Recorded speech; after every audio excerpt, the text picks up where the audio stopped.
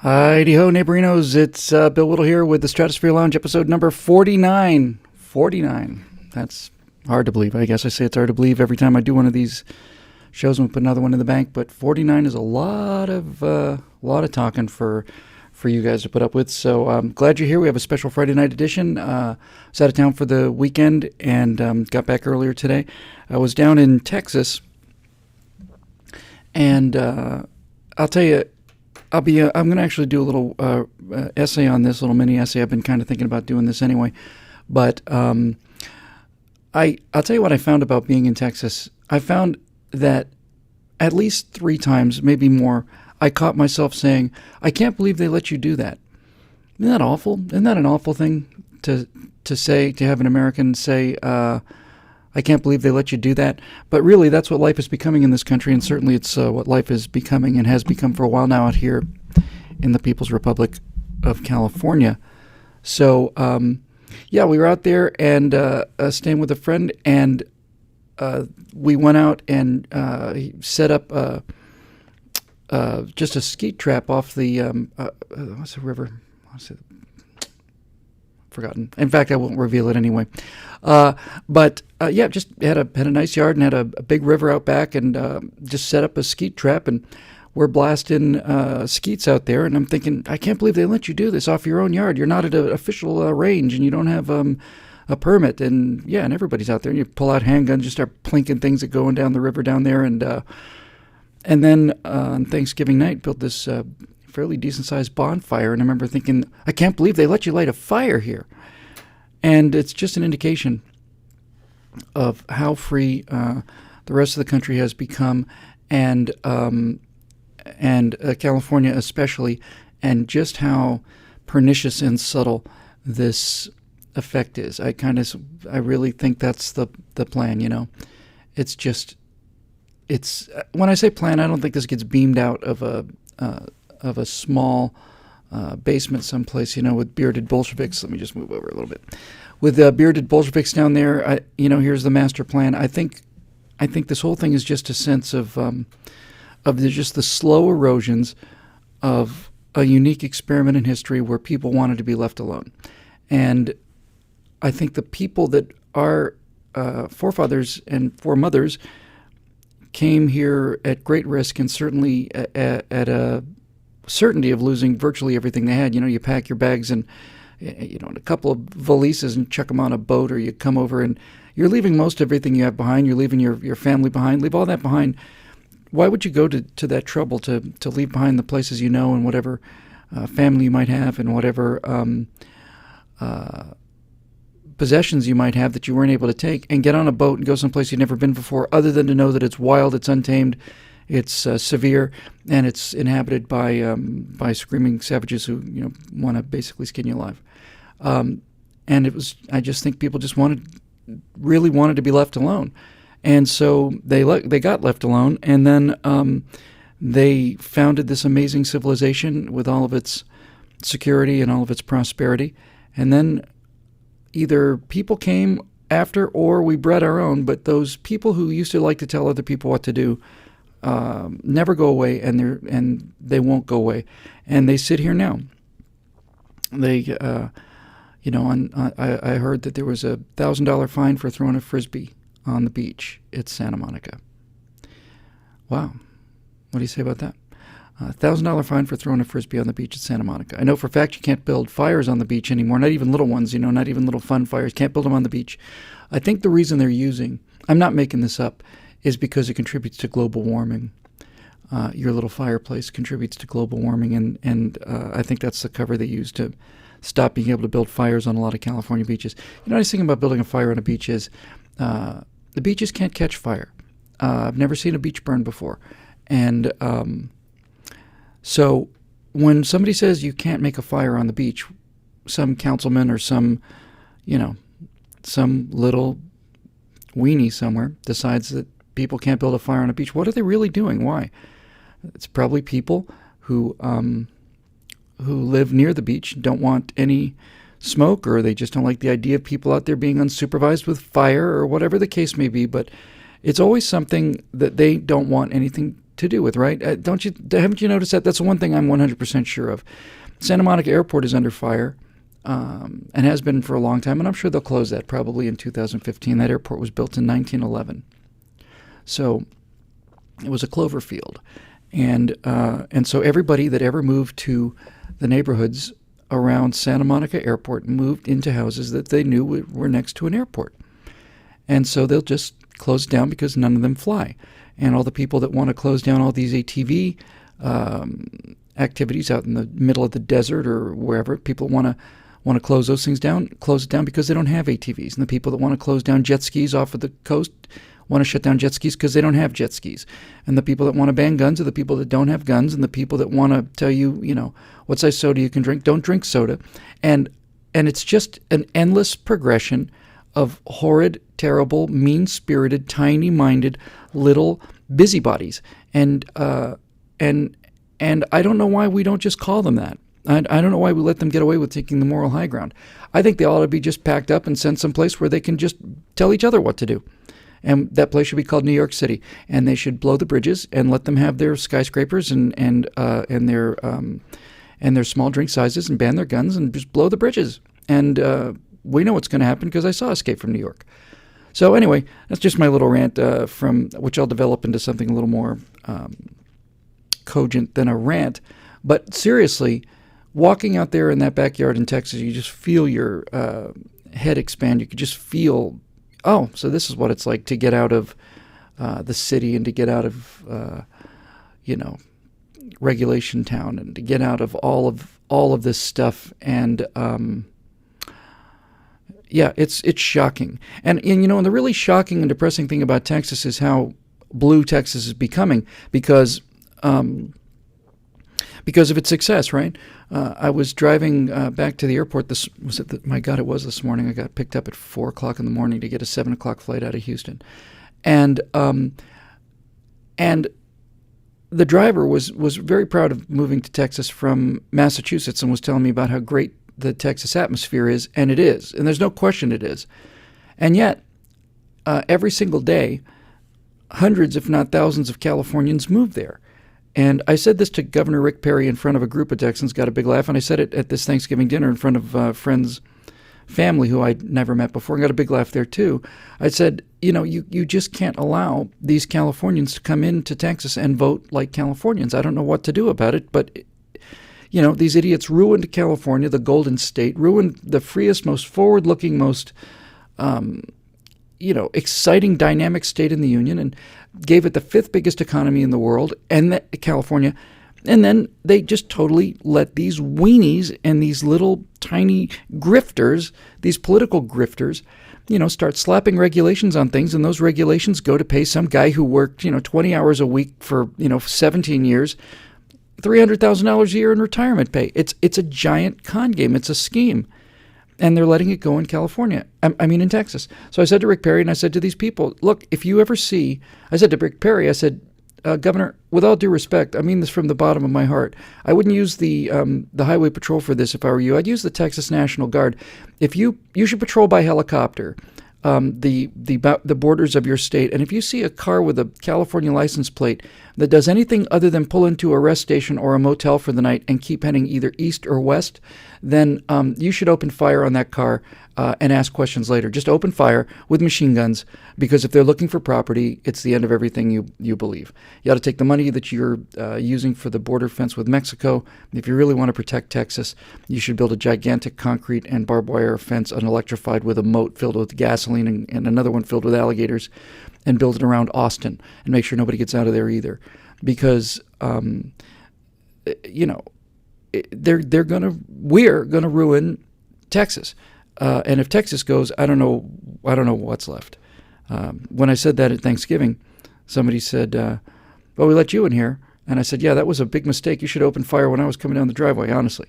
But all kidding about that aside, what do you do where these conservative principles, as usual, no income tax, very little regulation, a legislature that meets once every 2 years for a couple of weeks, I guess, does the minimum.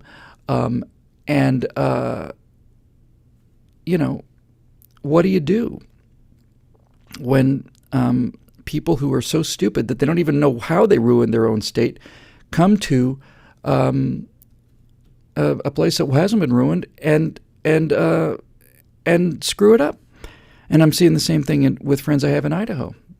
It's all turning blue. They're letting the cities dictate policy for the country, and everything is messed up. And I don't know. With all of that said, I get the feeling that the tide is really turning here. I know I've been saying that for years now, but I think cruel reality is about to bite these people in the head, and we'll see. So anyway, that was my little Texas trip, and I'm glad to be home, but sad to be gone. And as always, Texas took really good care of me, and all I want to do is build up enough of a body of work and enough of a reputation so that if the zombie apocalypse comes, I can take my AR-15 and my .45, fight my way, not out of L.A., because I don't expect to fight my way out of L.A., but just fight my way up to the airport, hop in my little airplane, fly to the Texas border, land, I don't know, a mile or two outside of the border on Texas, and just walk forward with my rifle slung over my shoulder and my pistol on my hip and my arms in the air, just within shouting range of the barricades, and just say, listen, I can carry water, and I can be taught how to plow a field, and I can pick berries. I can do anything useful that you need, and I'm ready to defend this republic. I'm not asking to become a Texan. I'm just asking for a chance for my children to become Texans, and it may come to that. So we'll see. Anyway, that's. Oh, by the way, speaking of barbecue, somebody, Charles Strickland, apparently lives in Austin, and mentioned Texas barbecue. For those of you who know of this, I heard it was a fairly famous place. There's a place called Swing Door Barbecue in Richmond, Texas. I think it's in Richmond. Fantastic. Man, I'd be there every day. I was at Sonny's every day when I lived in Florida. And they had that sweet tea, which if you don't come from the South, you don't understand what sweet tea is. You really have to be from the South to know what sweet tea is. Sweet tea is iced tea that's got so much sugar in it that if you take like 2 or 3 grains from a sugar packet and sprinkle it over the top, the whole thing just immediately just crystallizes into a solid amber block of awesomeness. And if you put a big stick in there, you can lick it like a lollipop for the rest of the day. Southern sweet tea and barbecue is damn delicious, and I miss it. I miss it a lot. Anyway, as usual, we got some great questions here for episode 49. So why don't we just have a little sip of water and we'll get right on these guys. Man, I can't even believe I started talking about barbecue because I want some barbecue real bad now, and we don't have any that I can speak of that I know of here in Los Angeles. All right, let's see. The top-rated question for today was from Janine Ron, who said, how did America's greatest generation spawn its worst? That's a really excellent question, and I have an uber theory about this. I wish I'd love to tell you this was mine, but, I mean, this is just a combination of things that a bunch of other people have said, at least regarding the greatest generation, and a little bit of, improvisation on my part towards the end, because this one I gave a little bit of thought of. I've been thinking about it for about an hour since I shut down the questions.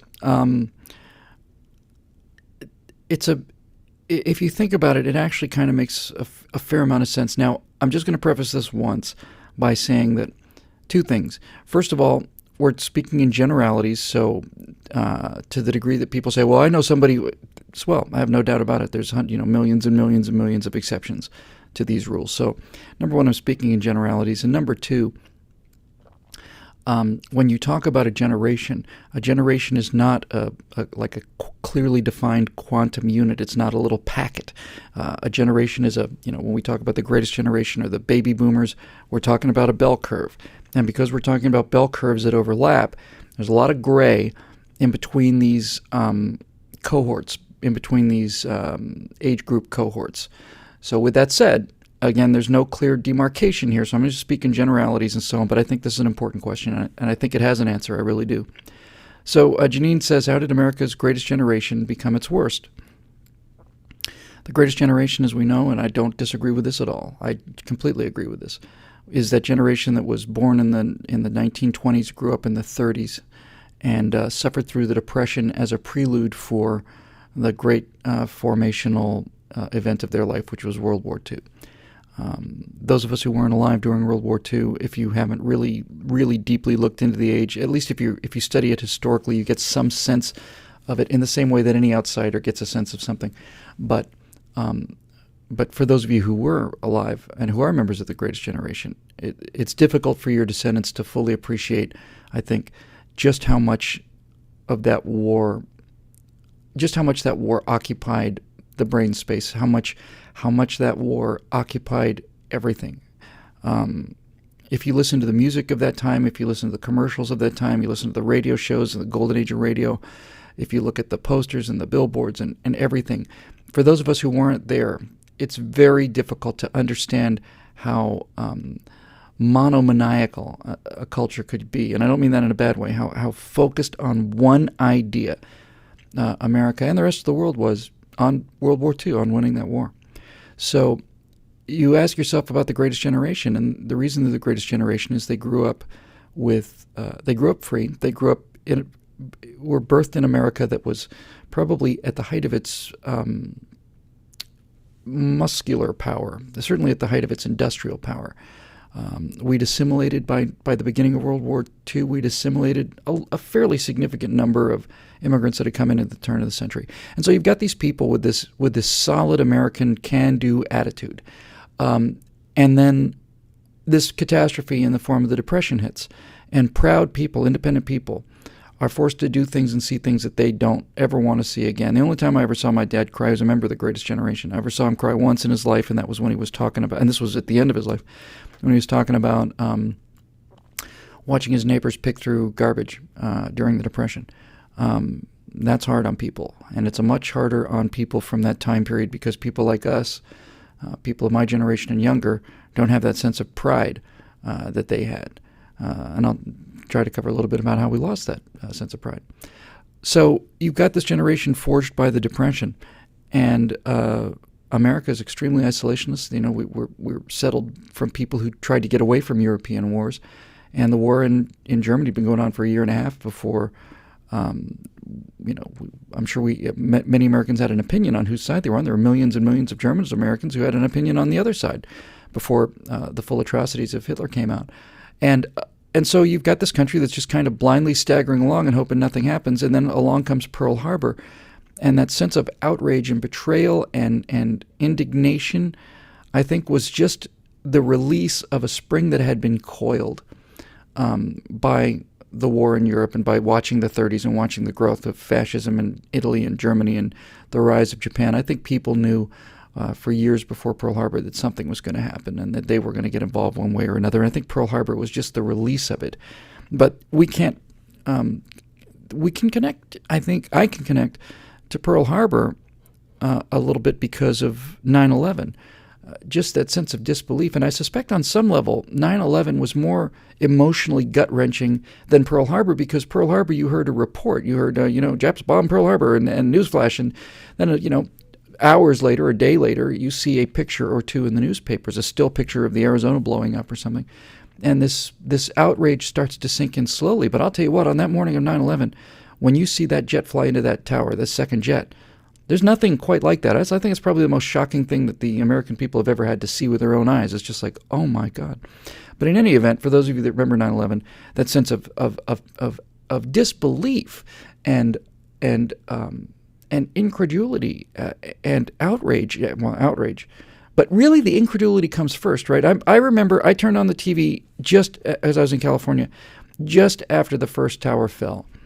And I turned on the TV and I saw a helicopter or something circling, taking a picture of the remaining tower. And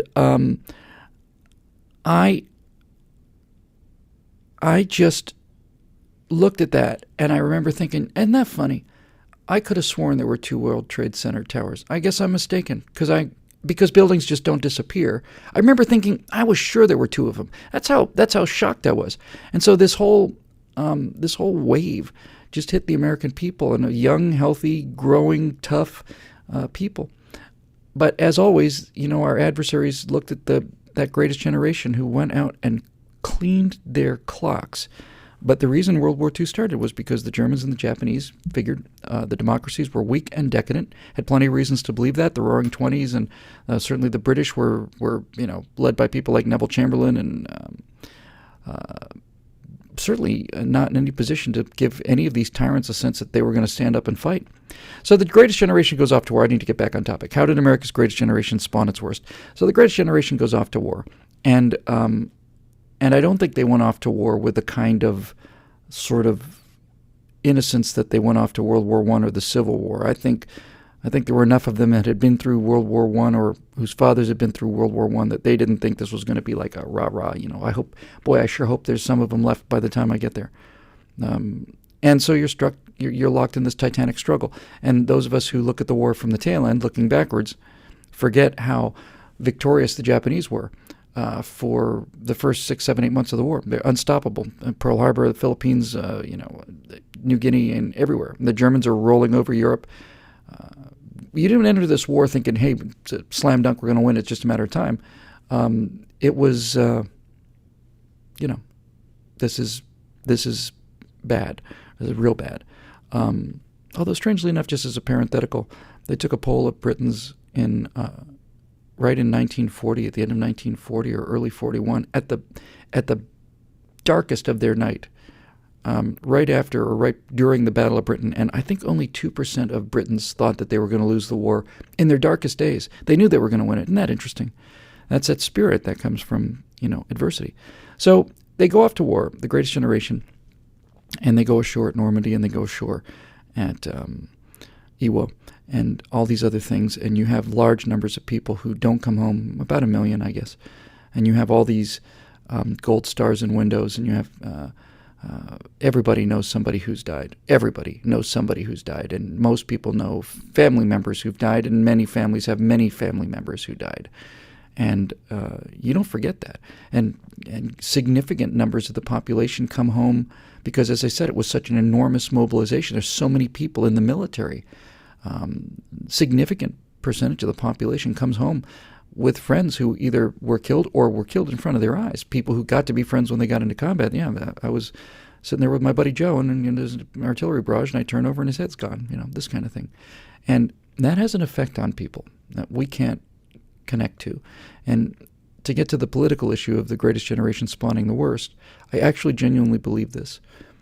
I believe that the Greatest Generation came home with a form of post-traumatic stress disorder. And I think the case you can make for that is that once the Greatest Generation came home, if you look at what happened to the culture and what they wanted and what they got and what they deserved, was absolute peace and quiet. I think Dad came home from World War II. My dad, but other dads, all the dads, basically came home from World War II and had seen their friends get their heads shot off, and decided that from that point forward, they just wanted to sit in a nice reclining lounge chair and not hear another loud noise or have another start or another burst of excitement in their lives. And so you get Perry Como, and you get Lawrence Welk, and you get Paint Your Wagon and Seven Brides for Seven Brothers, and you get a very, very kind of a bland, intentionally bland. I really think they wanted it this way, an intentionally bland culture, which they deserved. And so you've got these guys come home and they don't want any more loudness or excitement or conflict. They don't want any more conflict. They don't want any more arguments. They don't want any more fighting. They've seen enough fighting. They want to come home. They want to relax. They've earned their relaxation. They saved the world. And so you end up with this culture that's very bland and very conformist.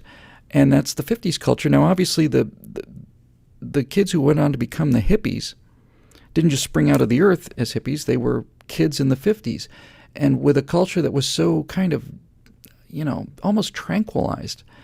Like all generations, they wanted to rebel. But unlike their fathers or their older brothers, they didn't have a cause to rebel for. They had to almost rebel against the cause. We're seeing a lot of this now. When I posted this, did 2 episodes ago, we did this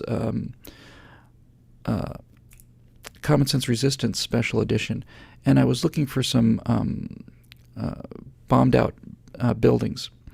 And I saw somebody had put a little graphic, and I couldn't identify him. I would love to tell you I came up with this, but I didn't because it's brilliant. And I was talking about the popularity of things like the zombie movies and Walking Dead movies and that kind of thing, and post-apocalyptic stuff. And somebody had said, when the culture has eliminated all adventure, then the only adventure is to eliminate the culture. And I thought, man, that's exactly it. The reason zombie movies are so popular these days is because it's a world of lawlessness, in a world where there's so much law and so much regulation that, you automatically want something to rebel against. And I think that's what happened in the 50s. I think these kids that missed the war grew up and had nowhere to go and felt left out and felt under attended by their parents. The Korean War was not World War II. It was not this everybody pulled together. Wow, we're gonna whip them. It was the first of a modern war. It was not an all-out win it war. It was just this police action that just bled people out, and it didn't really have the support of the American population to the degree that World War II did. And and all this stuff, they come home and they're really kind of disappointed. And I'll go further than this. I think the reason that the greatest generation spawned the worst generation is because they did not. I don't think the greatest generation. I think they were the greatest citizens, the greatest Americans, but I think they were terrible parents. As a general rule,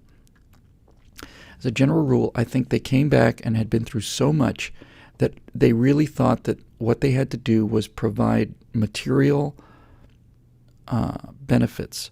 As long as they had as long as they kept the refrigerator stocked and the electricity on and the house with a roof over their heads, I don't think that the parents of the war generation, of the greatest generation, interacted with their children anything like as well as their own parents had interacted with them during the 20s and 30s. Anything like as well. America's after World War II now. We're talking about the greatest generation coming home. America looks around. Suddenly, we're the only economy in the world. We're not just the biggest. We're the only one. Britain has been bled white. Russia has been 20 million killed, and there's never an economy there anyway. Japan is in ruins. Germany's in ruins. Europe is in ruins. These guys come back from World War II in the late 40s, early 50s, and they realize, my God, we are the world's economy. And so American business takes off, and this idea of the businessman and the idea of a guy who's working this job and he comes home late and he doesn't come home in time for dinner many times, or if he does, he's had a full day of work, he's had enough nonsense, he's been to the war, he doesn't want to hear it, he doesn't want to go out and play ball, he doesn't want to argue, he wants dinner on the table, and he wants to watch TV and relax. And I'd be the last person to say they hadn't earned it, but certainly was the case with my dad, who was a hotel manager. He really worked two jobs. He had his daytime job. He'd come home at 5 o'clock, take a nap. He'd go back home at 6:30 and do the second part of his job, which is entertain people at nighttime, which is great. But we never got time with our fathers, and our mothers paid the price for that because they never got time with their husbands. And I think the whole generation, I say this with the deepest respect, I think the whole generation had post-traumatic stress disorder after what they did and what they achieved, and they came home and basically withdrew into a Lawrence Welk world in the den where they didn't have to connect. And how many members of the greatest generation do you know? I know my father was this way, and my dad got to Germany in the last week of the war. So he never got shot at, and he never was in combat. He certainly had friends who he lost. But how many World War II veterans do you know who never said a word about this their entire lives? How many times do we hear these stories as more and more of them die off, where it turns out that this guy was awarded the Medal of Honor or something, and his wife had no idea. He never talked about it. Your husband was a Silver Star winner. He saved 30 guys' lives when he went over and took out a machine gun nest, landing at Tarawa. The kids don't know. The wife doesn't know. That means that guy suffered with that kind of trauma internally for his entire life after the war. Never shared it with anybody because it just wasn't done. It was seen as weakness. And I think that's why the greatest generation spawned the hippie generation, because these kids came back to a very dull culture, very bland and very, white bread culture with nothing exciting about it, and they needed something to do. All kids rebel against their parents. They needed something to do, and they did not have that close emotional tie to their parents that the greatest generation had to their parents. And so you start getting into things like the Beat Generation, this kind of low-level sort of rebellion, right? Like, hey, daddy-o, or hey, man, don't be such a square. This kind of talking back and brushing your hair on the street, or combing your hair, I should say, on the street. This kind of beat thing is kind of this proto-hippie sort of, yeah, daddy-o, this kind of, rebel without a cause kind of a rebellion, which looks like, Mormonism today. And so by the time you get into the 60s, you've got this bifurcated kind of a generation. You've got the early 60s, right up until about, the 60s didn't start until 67, right? That's when the 60s started. The 60s didn't start, what we call the 60s really didn't start until 67, 68, Summer of Love, that kind of thing. Because most of the first half of the 60s was, the kids of the 60s were crew cuts and Jack Kennedy and we're going to the moon and, great guys. And then all of a sudden, right around 67, 68, something happened, something matured, something came of age, and man alive, that went to the devil. I think if I'd been 2 years older, 3 years older, I probably would have been a hippie. I might have recovered from being a hippie, but I would have been one. But I was too young to be a hippie. I was a space age kid. I was a product of the space age. Those were my formative years. I wasn't old enough to be cynical about things like, nuclear powered rockets or living under the ocean and harvesting, magnesium pellets off the sea or moon colonies. I thought this was going to happen, really going to happen. And so I always had an optimistic kind of a pro-America, steely-eyed missile man, hoorah kind of attitude about things. But if I'd been a little bit older, I think that would have bounced off me the way it bounced off the hippies. And then when the drug thing came along, I would have been old enough to be into the counterculture. But fortunately, I was personally too young. And as Jay Colger 2000 just points out, I don't know how I could have missed it, Vietnam, right? Once these guys start coming back from Vietnam and realizing that I have nothing but undying respect for the Vietnam veterans. I respect them more than any of our veterans. But if you're going to send guys to war around on the other side of the planet, you better show them that you mean to win it and quickly. Because this business of sending American soldiers in a police action that goes on for 11 years with no plan for victory and certainly no effort for victory, effort for casualties, effort for tactical wins, but no sense that America's putting its full force into the fight. Because we all know if America really went to war in Vietnam with everything we had, that war would have lasted several months. And so you have all this cynicism and all of this destruction of American ideals, and you've got this kind of rotting sort of grass. It's like grass has been cut, just lying on the ground with nowhere to grow, and it's starting to fester. And so you've got this gigantic rebellion called the 60s. And this is when the left politically inserted itself into the pop culture. They'd been trying to do it in the 20s with communism, and 30s and the 40s and the 50s, but it was only when that disgust about this classical America, this rebellion of the older baby boomers against their greatest generation parents, and this rejection of everything that America stood for in terms of the pop culture, and the left got in there. And instead of it just being about peace, love, and happiness, it also became about burning libraries and all of that stuff with Tom Hayden and the Weathermen and all that junk. They injected this virus into the American bloodstream, and that virus lay dormant for a while, lay dormant during the 70s and the 80s, because that virus was now producing new viruses that embedded themselves first in academia. So you started to get these very left-wing college professors, and they just raised a generation of left-wing students, and then they started to get into universities as professors. And the next thing you know, right around the time I got to college, 79, leftism started to be taught in every single field of study. My last semester at the University of Florida was 1981, and I had to take I literally had to take a class. It was one of those things where it's like I'm late registering and there's nothing left. There's nothing left, so I'll take feminism or something. And already I saw it there, but I'd already taken an anthropology class the year before where I was told that there's no biological difference between male and female, and that this whole thing was cultural normative, and just this constant sort of. And at the time, it just seemed hilarious to me. just so counterintuitive and so obviously mistaken. But there it was. And so now how do you get from, because I don't think, I have to tell you, we baby boomers have a lot to be atoning for. But I don't think baby boomers are the worst generation. I think the millennials are the worst generation. What I said at the beginning still holds.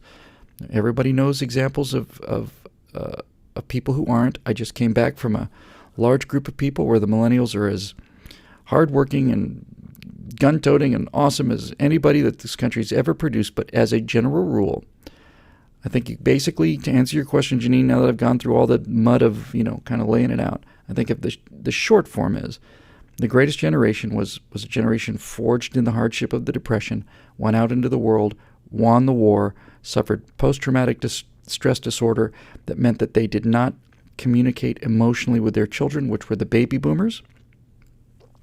And so the baby boomers had a great deal of material prosperity, but essentially no sense of emotional value, no sense of self-worth instilled in them by their parents, because they didn't, the dads especially of that generation didn't want to make any emotional connections. The moms paid for it emotionally, and the kids ended up getting the best of everything except for a lot of love and attention. And so now when we get to the millennials are 2 generations down from the baby boomers. And what I see every day with the millennials is the millennials are the children of the baby boomers. And the baby boomers, I see this every day.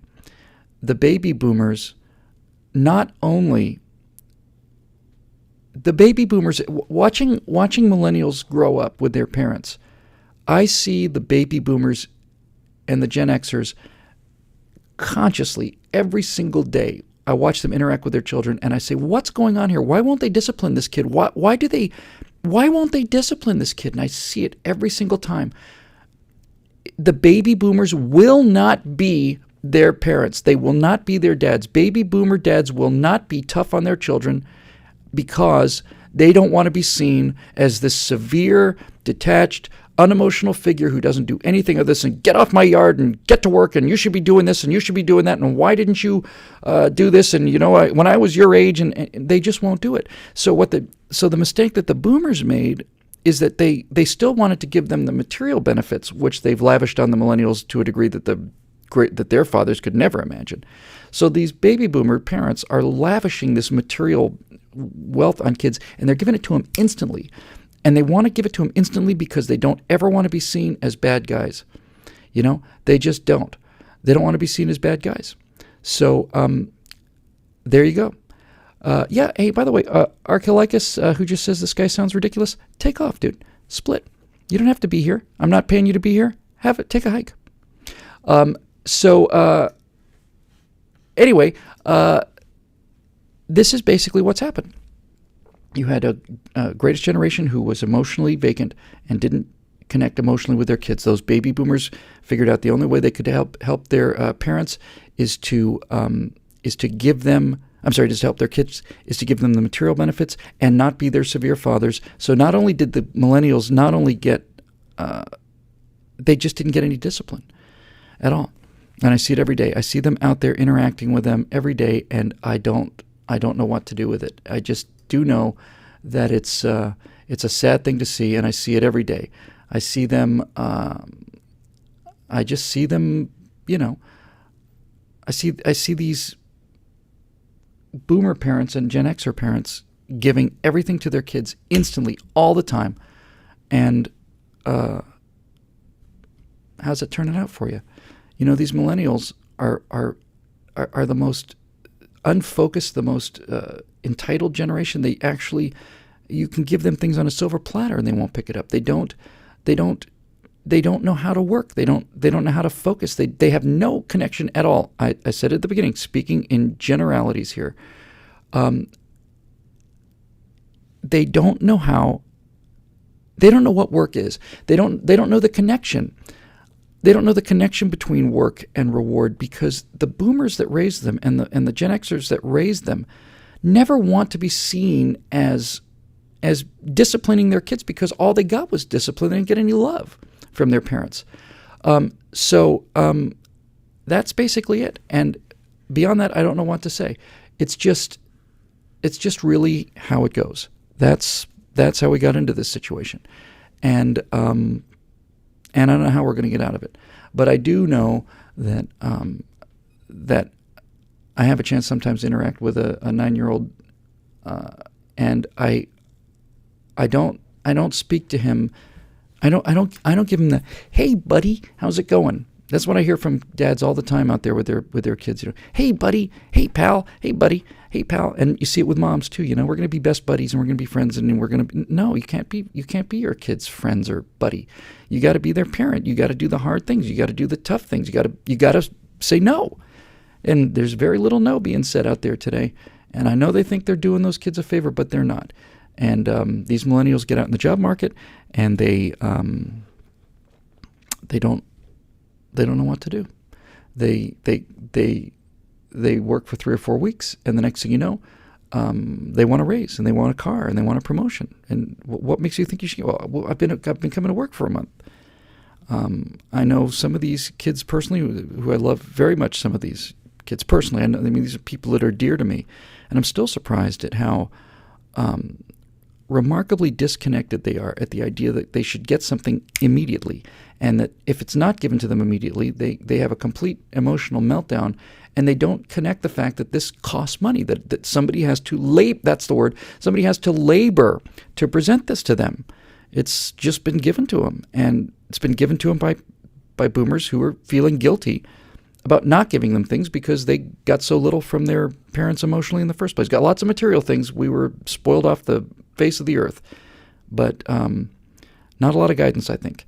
And I think when I watch boomer parents and Gen Xer parents with millennials, I see the best of intentions and the worst of outcomes. The best of intentions and just the worst of outcomes. And I see these kids that just seem lost to me. They don't know where to go. They don't know what to do. And I do know that from limited experience I have, that when you treat them as a parent rather than as a buddy, it gets through.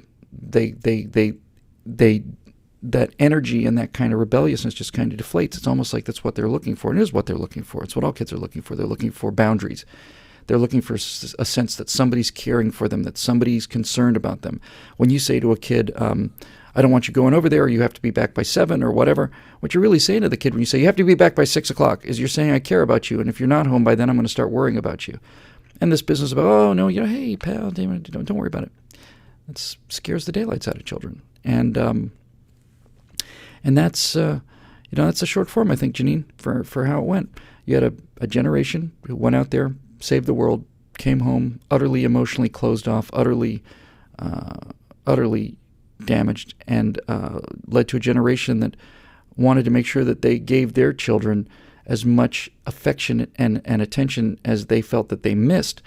But in doing so, they didn't understand that you cannot just be nice. You can't reason with 4-year-olds or 14-year-olds for that matter. You can't reason with little children and say, now, Jordan, that having a temper tantrum in the store is just a form of attention, and we've had a conversation about that. You can't. They don't know how to process it. They just don't have the neurons for it. They need to be given a quick click of instructions like no, and if they keep it up, then they got to be made to feel it. They got to be punished for it, and they got to be straightened out. And that's how it works. It's both, right? It's the carrot and the stick. That's how you get healthy kids. And I saw some of the healthy kids I've ever seen in my life in Texas this weekend. And I mean, some of the healthiest kids I've ever seen ever. And they got that perfect proportion of the carrot and the stick. They were told what they can do and what they can't do, and there was no wiggle room about what they can't do. But they were also shown all the time that they were loved every day, and that's the dilemma. So anyway, that's what I think it's all about, Janine. Hope that helped, because I think it's really a big tragedy, and I think we're going to really pay for it. Really pay for it. Anyway, I think that's really it. Excuse me for one second here.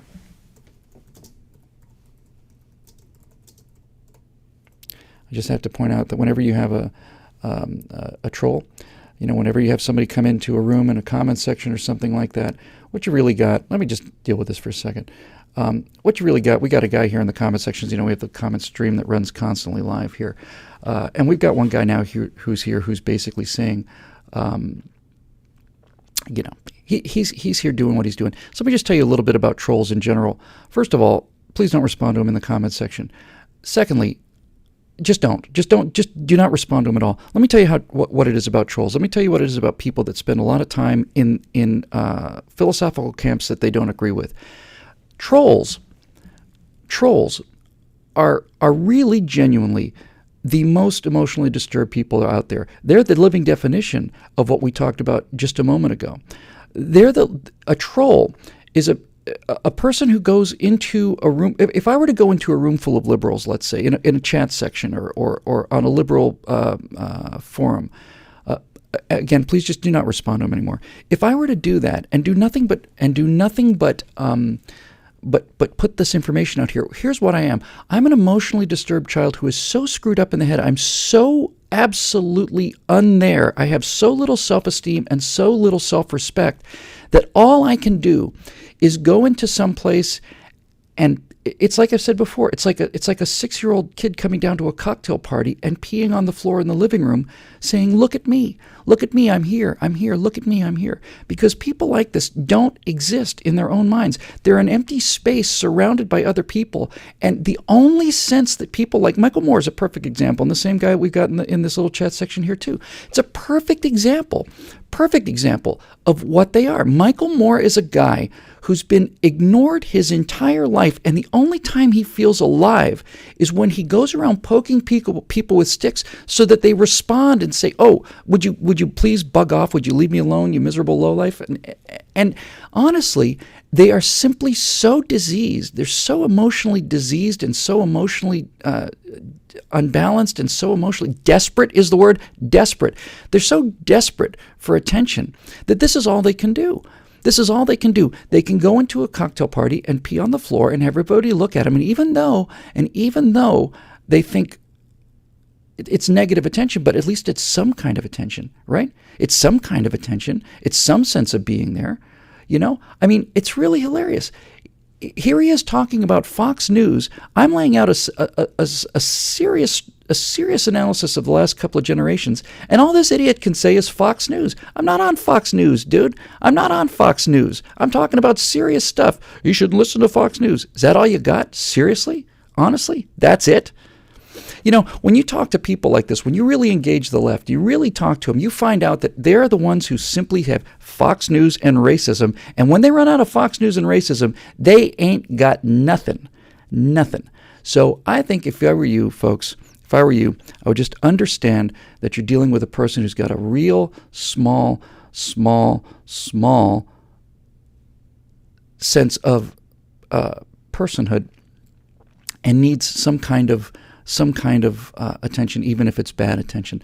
But dude, I'm not going to mention your name because it's not worth mentioning. You're not impressing anybody. You're not bright. You're not smart. You're not deep, and you're not right. You're just kind of a joke. And there's any one of the people watching the show could take you to pieces in terms of your argument. But we really just, I don't know what to say about it, honestly. I've always wondered about it. I've always wondered about what it is about those kind of people, how really tiny and sad they must be. Because the other thing I notice about this is that they never, narcissist, exactly right, Kathy, is that the other thing I notice about them is they never have an argument. They never come and say, well, this assumption that you've made is not based on fact, because the fact of the matter is blah, blah, blah, and then here's some evidence, and here's some logic, and here's some reason, and here's some mystery. They never do that. They come in with, he didn't just hijack 5 minutes of my airtime. He actually led me to a subject I'm really actually happy to talk about, and that is this. They do not have an argument. They do not have anything like an argument. They don't have logic. They don't have history. They don't have facts. They don't have anything. All they've got is this sense of you're a racist or you listen to Fox News. And that's all they've got. And after that is played out and done, they got nothing. And that's why they have to do this kind of thing, because they don't have an argument. They don't have they don't have anything to win. They are so freaking sad. And by the way, let me just say one more thing here. They are so scared right now. They're so scared. I'm not feeding the troll. I'm going to stuff the troll so full of information his head's going to explode. They're so terrified right now because every single thing they have had everything their way for 5 years now, and the world is coming down. They had foreign policy, and America's never been laughed at or disrespected more than it is after 5 years of the king of the world, Obama. He's managed to wreck the economy. They're the ones who aren't employed. They're the ones who are still living in their parents' basement. So they have had everything, and everything is coming down around them, around their ears. And turns out that President Peace Prize is trying to start. He started a war in Libya, wanted to start one in Syria, killing people with drones every day. And his economic policies are catastrophe. And he lies through his teeth, and everybody knows it. And everybody else is aware of the fact that this entire philosophy of these losers are just absolutely done. They're done. I don't know what to say about them other than I think they're terrified, and they don't know how to argue about anything, and they don't know how to deal with anything. They just come in and make assertions, and they do. And if a kid does come down the stairs and pee on the carpet in the middle of a cocktail party, it does get attention. It gets attention long enough for the embarrassed parents to say, "I'm so terribly sorry. I'm so terribly sorry." And I'm sure his parents feel the same way. I'm sure I suspect that what's going on here is this is reaction to either what kind of reception he gets at Thanksgiving, or the fact that he doesn't get invited to Thanksgiving. I think what we're really seeing on this part is, here's somebody who's really just absolutely not there, and has to do something pretty desperate to be there. So I've moved the comment section off to the side where I can't see it. It's literally off my monitor. So I just had to get that out there, because I've always been amazed and really, once you get past the annoyance of it, because it is annoying. It's annoying in the same way that it's annoying in the same way that people who come up and knock on your door are annoying when they're trying to sell you garbage. But once you get past the annoyance of it, it really does become just actually genuinely, in the original meaning of the word pathos, it's actually something genuinely pathetic, something you have to feel sorry for, I think. To be that, what's the word I'm looking for? Unmoored. To be that unmoored from any sense of self-worth or self-esteem. I mean, I make my living making these arguments. I could spend hours a day in Huffington Post chat rooms or other places like this. And I, unlike this cat, I don't say, "Hey man, you shouldn't listen to MSNBC." Somebody starts telling a story about race relations in this country, I'll start talking about the great debate between W.E.B. Du Bois and Booker T. Washington. I have some information, I have some data. Point I'm making is, I could do this all day and do it much better. I have no desire to do it at all. None. Why? Why would I waste my time like that? It's because I have bigger things to do, and I've got an audience. So anyway, I think this is what Here's the final thing I'll say about trolls. Trolls are exactly like hecklers. They're like hecklers in a comedy store. And hecklers in a comedy store, when somebody heckles a comedian, what they're really doing is they're basically admitting, and I've seen this several times, no question about it. When somebody heckles a comedian, what they're really doing is they're saying, "I wish I was a comedian. And I'm going to match wits with this comedian, and I'm going to try and embarrass this guy, and I'm going to try and make him look bad. I'm going to try and be smarter and funnier than the comedian. I've got a funny line that I've been sitting on for the last 7-8 minutes or something, and I'm going to launch it, and I'm going to heckle the comedian." And what they're really saying is, I'm a comedian too. I'm a better comedian. I wish I was a comedian. I wish I was up there with a microphone doing what you're doing. That's the only reason you would get that upset at a bad comedian, right? So some comedians are terrible. But why would you heckle a guy who's doing a bad job up there if you didn't think that was what you could or should be doing in the first place? And I really suspect that's been the case with all these trolls. Certainly when I was doing the essays back at Eject, I would write an essay on whatever. I'd write something on honor or freedom or courage or something. And people would comment about what's in the essay. And you'd have an intense discussion about what's in the essay, about the actual substance of it. And then one or two people would come in and they'd start launching these personal attacks. And what happened every single time was that everything that happened downstream of that became a personal set of arguments between the one troll and the 15 or 20 people that are attacking the troll, because that's what the troll does. The troll goes in there to get the attention. He doesn't talk about what's in the essay. He doesn't talk about what's right or wrong about the essay.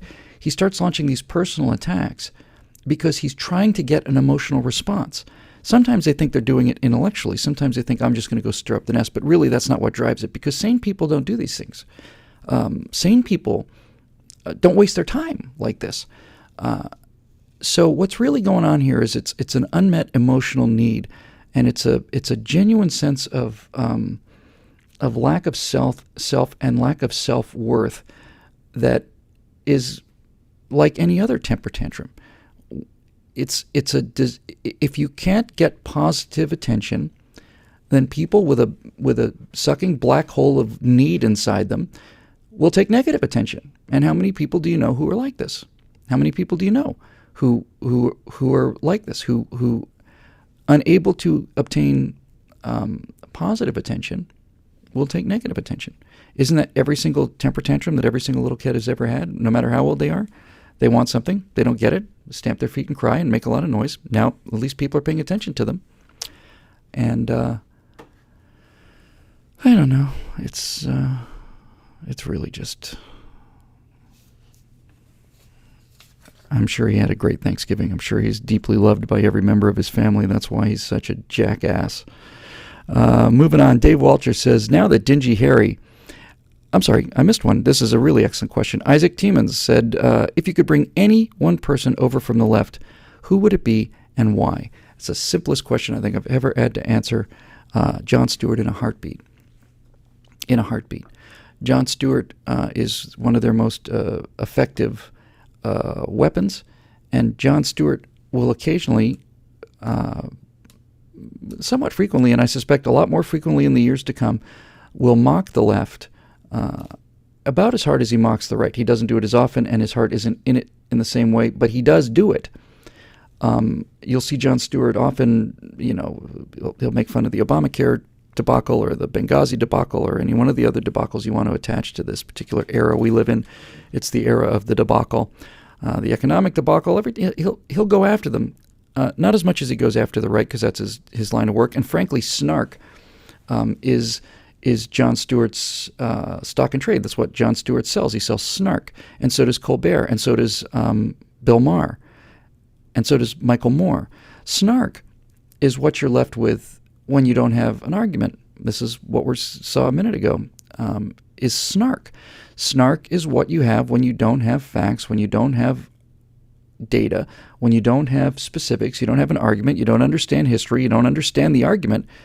And snark is what you deploy in its place. Snark is this kind of faux sort of sense of superiority, like, oh, you idiots, I can't believe you idiots will be watching this or talking about that, you idiots, you fools.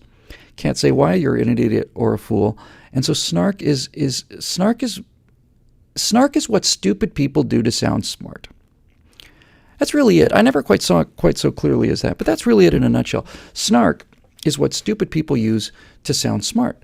They all, and they're drawn to people like Jon Stewart and Bill Maher, because when Bill Maher and Jon Stewart mock regular people and mock things, in the superficial way that they do, it allows them to feel, yeah, I'm smart too. I'm smarter than those people. I'm smarter than those rubes and hicks in flyover country, those farmers and engineers and miners and oil guys and all those other people that make a living doing very difficult and dangerous things. I'm a, unemployed 35-year-old medieval Renaissance poetry major living in my parents' attic, but at least I'm smarter than those people that Bill Maher's making fun of on TV.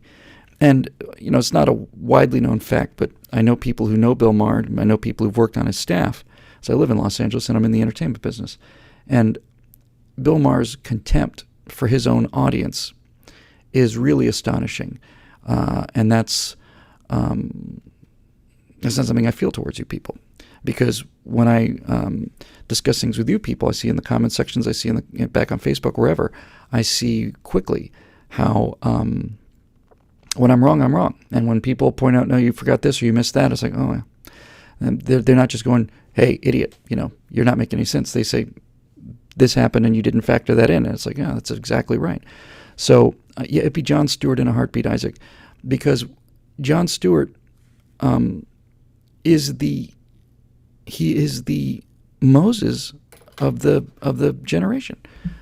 He's the Moses of millennials. He's the most trusted newsman in America. He really is. He's the most trusted newsman in America, and he makes up news. He's a comedian. He's a stand-up comedian, and those of you who watch Jon Stewart know that the genuinely vile thing that Jon Stewart does is when Jon Stewart makes a serious point, and he's criticized for making a serious point, the term that we've come to use is then he puts on the clown nose and he says, well, look, I'm just a comedian. I'm just an entertainer. I don't know why I'm catching all this flack. I'm just a stand-up comedian doing my job entertaining people. Well, you are the most trusted journalist in America, Jon Stewart. And Jon Stewart said he thought it was a war crime to drop the atomic bombs. And I did a 17-minute rebuttal to that. And every point that Jon Stewart made, I managed to demolish. He said we should have warned them. We did warn them. I found the document. I found the actual flyer that was dropped, millions of which were dropped from B-29s in the weeks prior to the atomic bombing. So there's that argument out the window. That argument is done. We did warn them. Should have warned them? We did. And all of the other ones in the atomic bomb thing.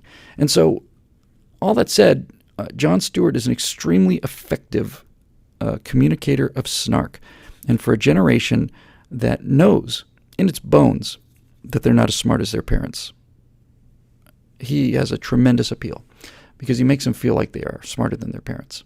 How many times do you see this? Millennials they can't add, subtract, they can't divide, they can't read or write cursive, they bounce off of things like algebra and trigonometry and so on, and their defense is, well, we know how to tweet, or I'm really good at Xbox, or all these other things. That this is kind of this rising defense. And by the way, the Medal of Honor for the millennial generation is this idea of swag, and you'll hear this verbatim. You don't have to deconstruct this or search for hidden meanings. Millennials today will talk about swag. Well, I've got swag. What's swag? Swag is swagger, which basically says as long as I've got an attitude, I don't have to have an education, I don't have to have an intellect, I don't have to know anything. As long as I've got an attitude and I've got the bling and I've got I've got all of the trappings of life, then I win. And you don't win.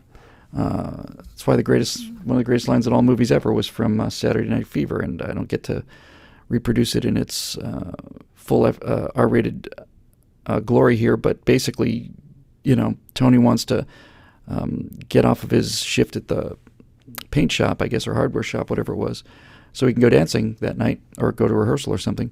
And the manager says, I can't spare you. And Tony says, well, then I quit. And he says, you're going to quit, really? You're going to do that to your future? And he says,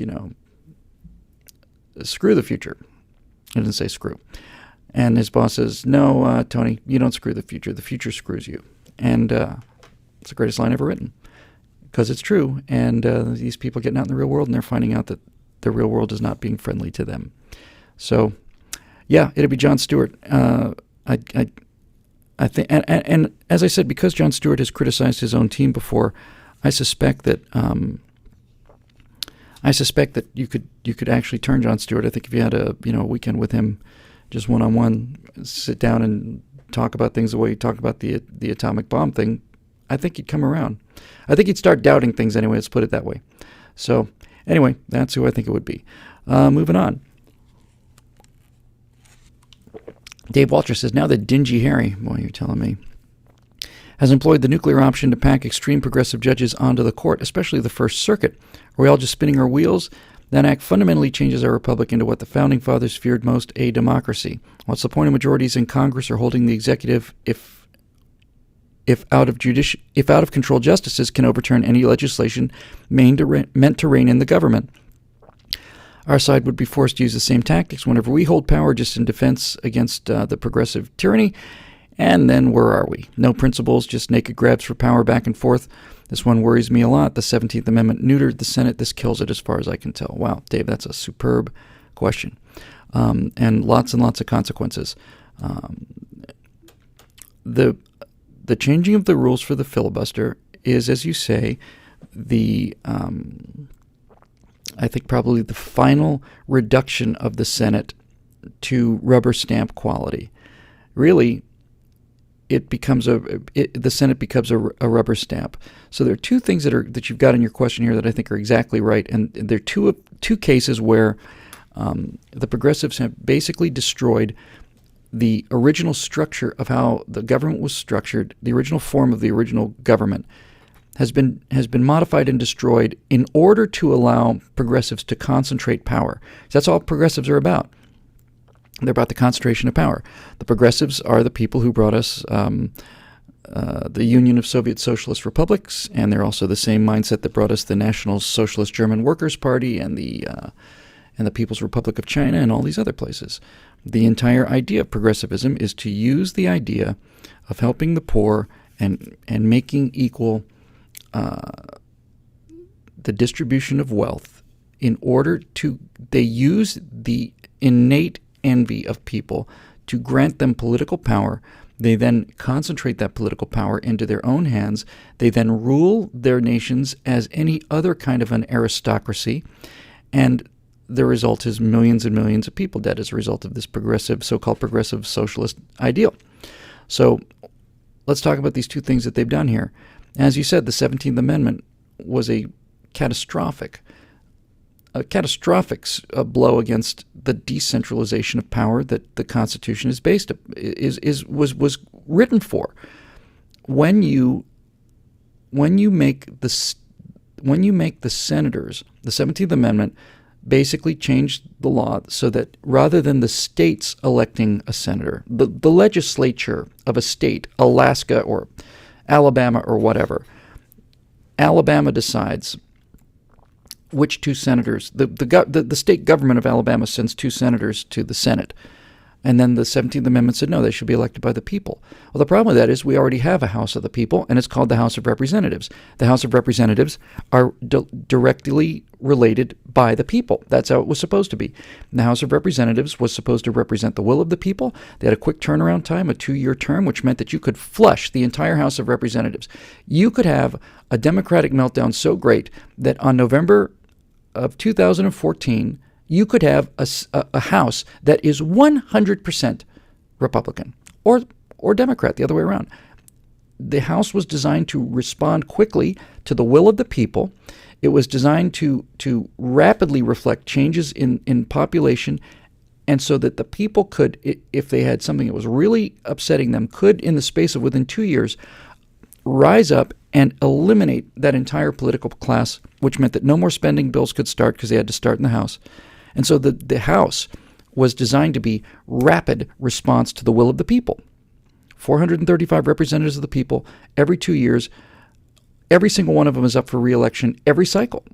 So that is a very, very lightly moored, very responsive body. And you need one of those two bodies to pass a law. The Senate was supposed to be precisely the opposite. The Senate was designed to be the stability against which the moods of the people would have to prevail. And so the Senate was designed to be people who were far more conservative, but essentially the reason the Senate was there was the Senate was designed not to protect so much the rights of wealthy Americans, but the Senate was designed to protect the rights of the states. That's why they were sent by the state legislatures. They were designed to protect the power of the states. And the reason that people who know anything about history at all like the idea of the Senate being made up of people sent by the legislatures is that if you have powerful states, you automatically defang the federal government. All the progressives want is concentration of power in one place. They want it all in one spot. They want a God King with his own logo. Imagine. And they want a cult of personality because this is a very powerful thing over humans and mammals in general. They want this leader. They want the Führer. They want the leader. And this leader has to be all-powerful. And so when you have the Senate changed so that it is also representative to the people, then any person who can gin up a lot of public mania no longer has a body resisting this. How many times have we seen populations just go mad in the presence of a charismatic leader who basically told them everything they wanted to hear? I mean, how many times have we seen this? You see it with Hitler, you see it with Lenin, you see it with Perón, you see it with Fidel. The people have a tendency to want to do this. So we have a means to express that people's will. The will of the people. We're a self-governing nation. It can be expressed in the House of Representatives. The Senate was supposed to be something that was much tougher. And now, as you say, through the 17th Amendment and through the lack of the filibuster, the Senate is simply a 51% majority rubber stamp, and its great power, which was the power to deliberate, to think things through, and to take your time and to make sure you didn't go rushing off of all these progressive cliffs that we're rushing off of now, has been destroyed by the 17th Amendment and lately by one man and a political party that's so desperate and so afraid of Obamacare that they were ready to destroy 230 years of precedent in order to get their judges. So let's talk about the second part of how this destroys the American ideal. You look at the founders and you read what the founders wrote and what was written in the Federalist Papers and all the debates and arguments that were going on at the time of the writing of the Constitution. And you realize that it was not supposed to be really a tripartite government, that the judiciary was never really intended to be a party of equal power. And listen, all of our government, the whole idea of government, any government, is the ability to write laws, right? That's really what it's about. It's about the ability to determine the law that all citizens presumably would have to obey. So you have a legislative branch that directly represents the people. You originally had a Senate that was composed of the states, and you had a president that was and remains, until some of these latest travesties, also elected by the states, because the president has to appeal to all of the states. The president has to hold the union of all these different cultures together. The president has to be somebody that the states elect, because that way he's got to appeal to people in Alabama, he's got to appeal to people in Minnesota, he's got to appeal to people in San Francisco, he's got to appeal to people in Phoenix and Arizona, and he's got to appeal to rural people. So all of this stuff is designed to disperse power and to keep power out of the hands of one individual.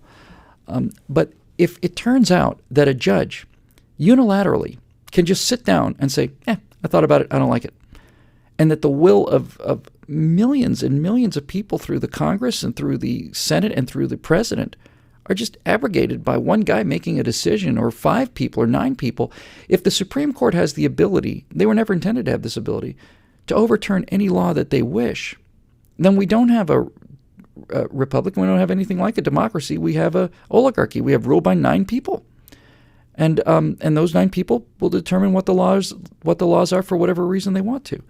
And this is catastrophic. It's catastrophic. The Supreme Court was designed to be the top court. So if you have a dispute with your neighbor about who owns that goat, it would take it up to the local courts and then through the district courts. And finally, if they couldn't come to a resolution, it would go to the Supreme Court, and that would be the final decision. But the Supreme Court was never really instructed to determine the constitutionality of a law, because if a law is passed by the people, certainly a constitutional amendment can't be overturned by definition.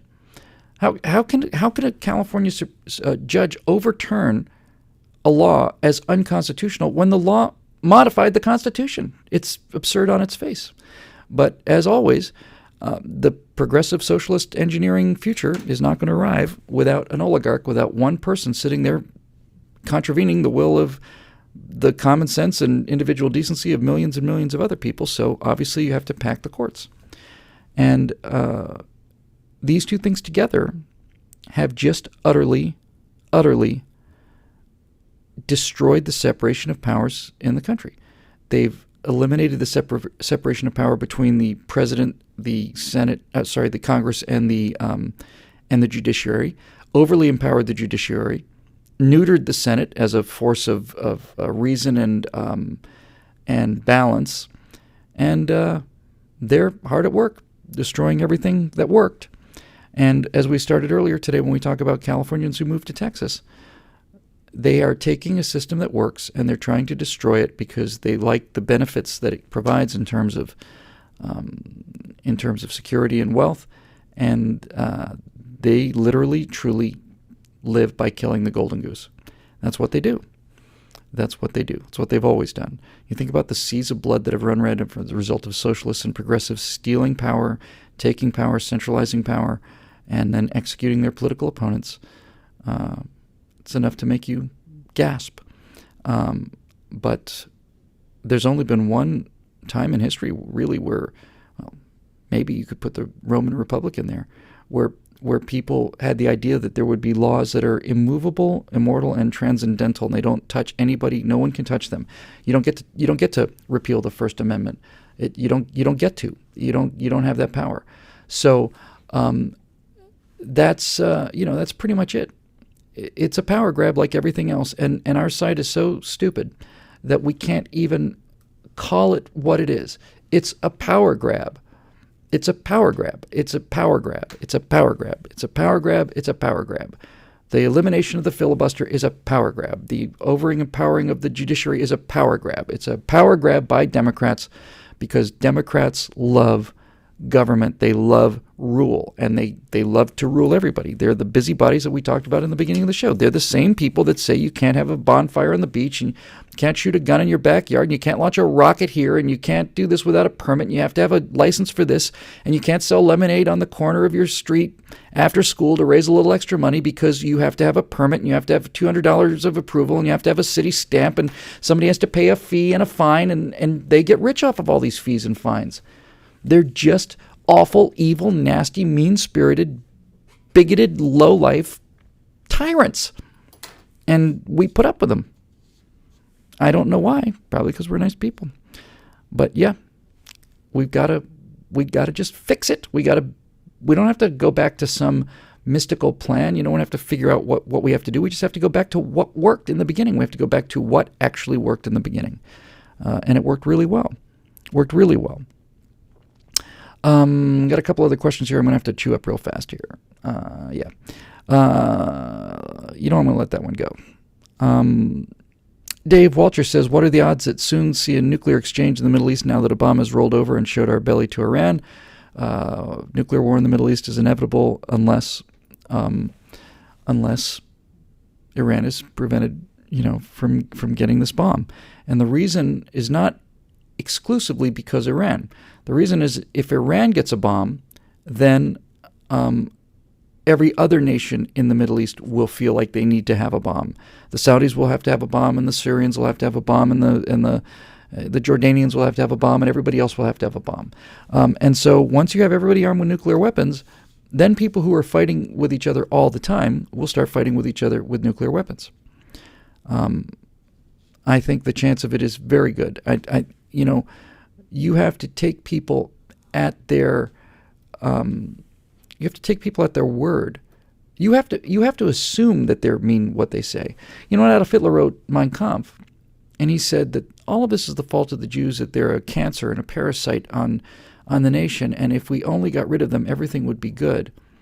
When he writes that, you can say he's a lunatic, and I guess as long as he's stuck in Landsberg prison, then he is a lunatic.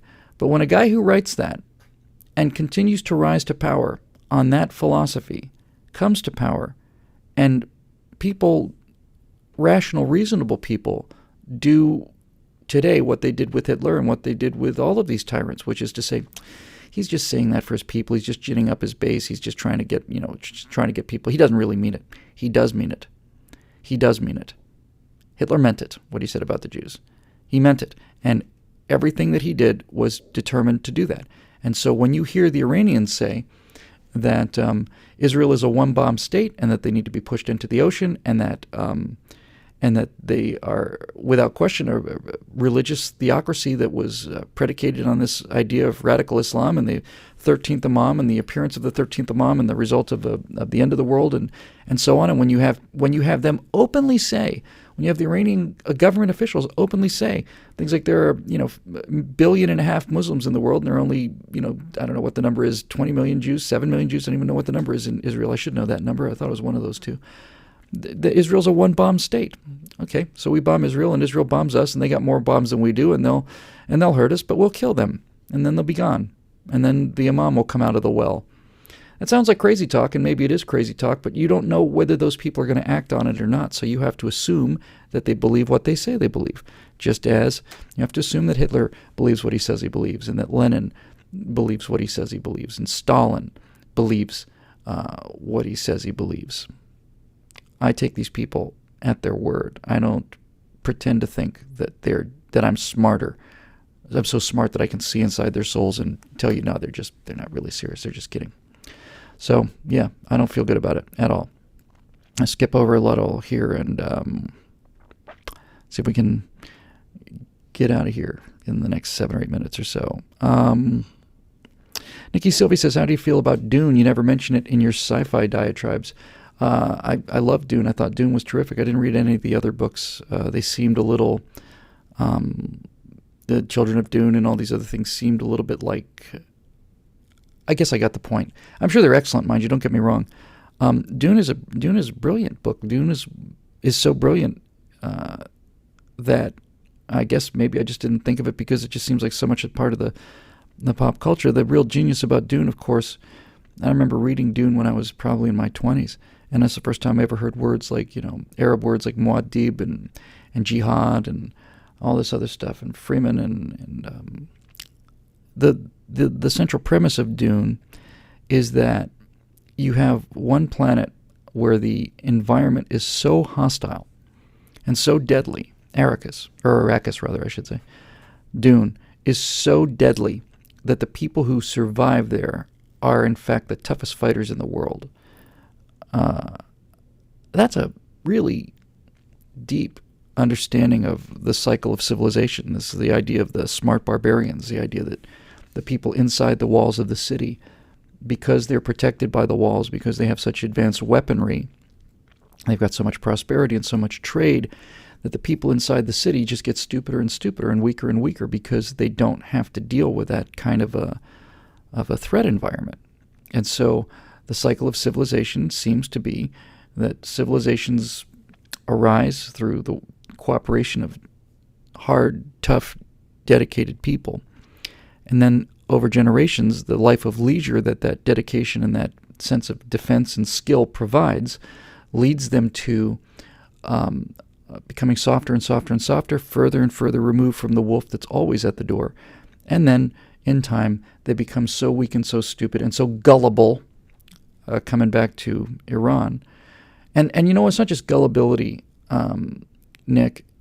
It goes back to what Dave was saying with Iran. It's not just gullibility. It comes a point where civilization becomes so precious that you've got so much to lose. They've got nothing to lose. What does Iran have to lose? What does what does Al Qaeda have to lose? They live in caves. Of course they want to fight. They live in caves. They've got nothing but glory, worst case scenario, and they take over the world if they win. We, on the other hand, have cities and people and children that we care about. We've got a lot to lose. And so the people that have nothing to lose continue to provoke the people that have a lot to lose. And because they have so much to lose, they keep backing down. That's what the whole history of the 30s was, watching the British and the French back down from Hitler because they had so much to lose. They just couldn't bear the thought of another war. They couldn't bear it. They'd lost so much of the flower of their manhood was just lost and bled into the field of Flanders, and that they couldn't bear the thought of fighting again. And Hitler knew that, and so he knew he had less to lose, and so he kept pushing them. There's a thought experiment about this, and I'm sure it's got a name like all of them, but basically the argument is, if you've got a Mercedes, brand new Mercedes, 2013, Mercedes, $90,000, $100,000 car in one lane, and you've got a guy in a 1973 Pinto in the other lane, and both cars are trying to merge into a center lane, which one's going to blink? Which one's going to back off? The Mercedes is going to back off because the Pinto is so full of dents, it's such a piece of crap that if that car gets dinged or scratched, nobody's going to even notice, let alone care. But the guy with the Mercedes, that car's immaculate. He's not going to literally push, and scratch and scrape and fight for that center lane. So the guy with something to lose is the guy that's going to back down. And this is why I'm such a hawk, because you need to understand this as human nature and why you have to stop it early. When you look at You look. This is not my opinion. I've used this argument before, but it's the argument. It's the defining argument. If you look at the actual documents captured after the war from OKW, Oberkommando der Wehrmacht, the German High Command. Excuse me. If you look at the actual records, the actual communications, what they say is that when Hitler marched into the Rhineland in 1937, I think it was, they said that if so much as a French policeman had stood on that bridge with his hand up saying halt, they would have turned around and gone back. And if they had turned around and gone back, that embarrassment, that humiliation would have been so great that the general staff was ready to kidnap Adolf Hitler and assassinate him if necessary to pull him out of power. And so when you learn these lessons of history, you realize that if you do not stand up for everything you believe all the time, then the people in the Pintos will assume that you are weak and scared, and they'll do exactly what Hirohito did and Hitler did. They'll assume that you won't fight. Hitler bet the farm that the British would not fight for Britain. He was sure that he could make them a deal that they would accept. And when Churchill came along, he was amazed, that the British backed him. Why not be reasonable? Just take a deal like I'm willing to offer you a deal that I wouldn't offer anybody else because I respect the British so much. Churchill told him to pound sand. A British broadcaster said, I don't remember his name, but somebody on the BBC said, Herr Hitler, we take this proposal of yours and we hurl it back in your evil-smelling teeth. Okay. The Japanese assumed that we wouldn't fight for the Pacific. They assumed that if they destroyed the fleet at Pearl Harbor, that we would retreat to the west coast of America, that we might have a gentleman's agreement about Hawaii, but the Americans would never go into the deep southern Pacific to fight for islands that they know nothing about. Americans are weak and fat and lazy and stupid, and they like their cars and they like their luxuries, and they're not hard, tough, mean people. We'll sink their fleet and we'll make them a deal. Both of these people miscalculated, and so did Osama bin Laden. He miscalculated. He doesn't know we're avocados, right? We're soft on the outside, we're hard on the inside. They think we're coconuts. They think we're hard on the outside and soft on the inside. They don't realize that when you do this kind of thing to America, you develop I think it's a genetic response in Americans, this sense of, okay, you have my attention now. Arizona just blew up in Pearl Harbor. You have my attention. World Trade Center just came crashing down. Yeah, now you have our attention. You didn't have our attention before, but you have our attention now. And the final thing I'll say on this is, I guess this was starting with Dune, was the idea that tough people. I don't want to be in a tough society. I don't want to live among the freemen out in Arrakis. I like civilization. I like music and poetry and science and philosophy and all these things. But the reason I'm a hawk is because I understand how tempting this is to barbarians, so tempting it is for them to see it. And so you have to maintain the sense of deterrence, and deterrence is maintained by being serious about responding. And if they don't believe you're going to respond, it's not a deterrent. So when you start backing down and making deals and allowing them to pull what's an obvious con here, and that's a reasonable effort on their part, no. Go in there and bomb some stuff. That'll get their attention. It's like, no, we know what you're trying to do. We know what you're doing. We're not idiots. We're not children. You want to have this argument, same argument you want to have with Michael Jackson. When Michael Jackson says, I've never had any plastic surgery on my face ever, except I had a little bit of work done on my nose so I could breathe a little better. Michael, don't lie to me to my face.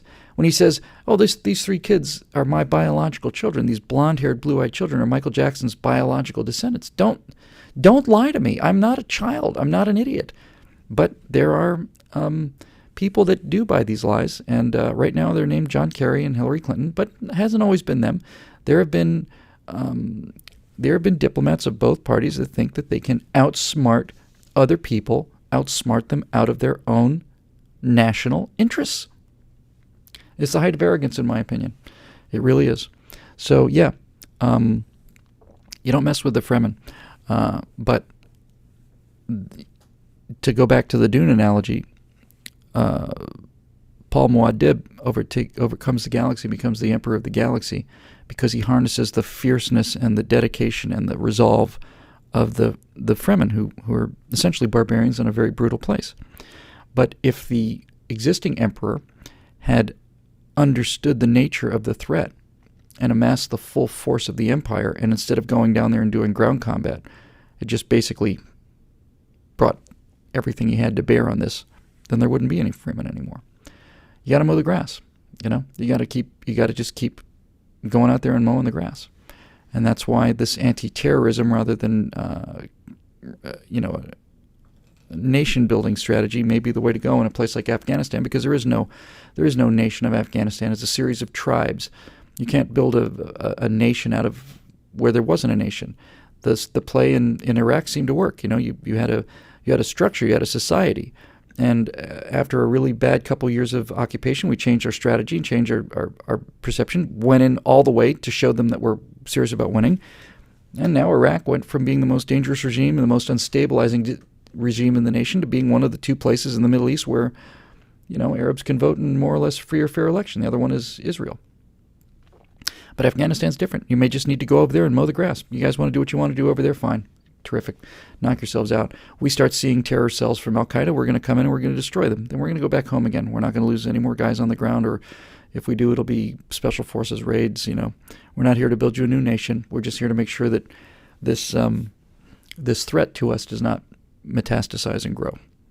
I don't particularly like that strategy, but in a world where you are stuck with no good choices and nothing but bad choices, that may be the least bad choice.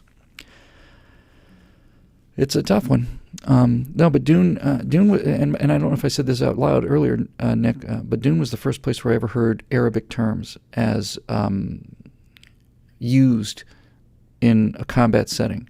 And Frank Herbert understood the Arab mind very, very well, understood the fact that they are the Pintos, that they have nothing to lose, that's been their history here on Earth, that the history of the Arabs on Earth as a primarily with the Bedouins as a nomadic people. Nomadic people don't have as much to lose. By definition, everything they have to pack up and move. That's the definition of a nomad. So nomadic people don't have a lot to lose in terms of material property. They will always want to stare down contest against people that have golden palaces, if it just comes down to who's got the most will and who's got the most persistence. But civilization has powers reserved to civilization, the powers of science, the powers of cooperation, the powers of trade and affluence, and these are overwhelming powers, and that's why barbarians always have to have an insurgent, non-symmetrical policy to defeat civilizations. And the way that they defeat civilizations, the first step in a nomadic tribe defeating a civilization is to set up a system where the civilization no longer believes that the civilization is worth defending. When the civilization believes that they're in the wrong, then the barbarians have a real chance. And I'll give you 3 examples. America in 2013 has been inculcated for 40 years now to despise itself, to despise its own history, to despise its past, to despise its cultural impact, to despise its impact on the planet. So not only do we kill all the brown and black people in the world, we also destroy the planet. So that self-hatred is built into 21st century Americans. And the younger you are, the more hatred you have for yourself as a culture and for yourself as a human being. Humans are going to kill the earth. There's one example where the left progressives have allied themselves. The progressive left have the ideas, you see, and the Islamicists are not afraid to get their hands bloody.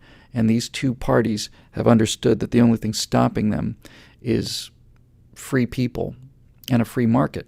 And so has been an alliance of the far left progressives and the Islamic jihadis, where the progressives are doing the psychological warfare to destroy the country morally and intellectually, and the jihadis are doing the bloody work of actually wielding the box cutters on the knives on the necks of the flight attendants. And each party thinks that they're going to outsmart the other. Once the real threat, that's us, is defeated, and America goes down and capitalism goes down, and those guys who sign on the dotted line of their own free will with the M4s and the digital combat fatigues that go over there and destroy these people at a 70 or 81 kill ratio in their own backyards. Once those people are gone, our soldiers no longer have anything to believe in. Then the left thinks that they'll outsmart these jihadis somehow. And the jihadis understand, of course, that those would be the easiest people to kill. Once the part of America that supplies the United States Marine Corps and the Army and the Rangers, Special Forces, Air Force, Navy, Marines, and Coast Guard, once that part of America is destroyed, the jihadis understand that killing the progressives in there with their Chardonnays sitting in their hot tubs is going to be not only easy but fun. So some people can see these obvious truths and other people can't.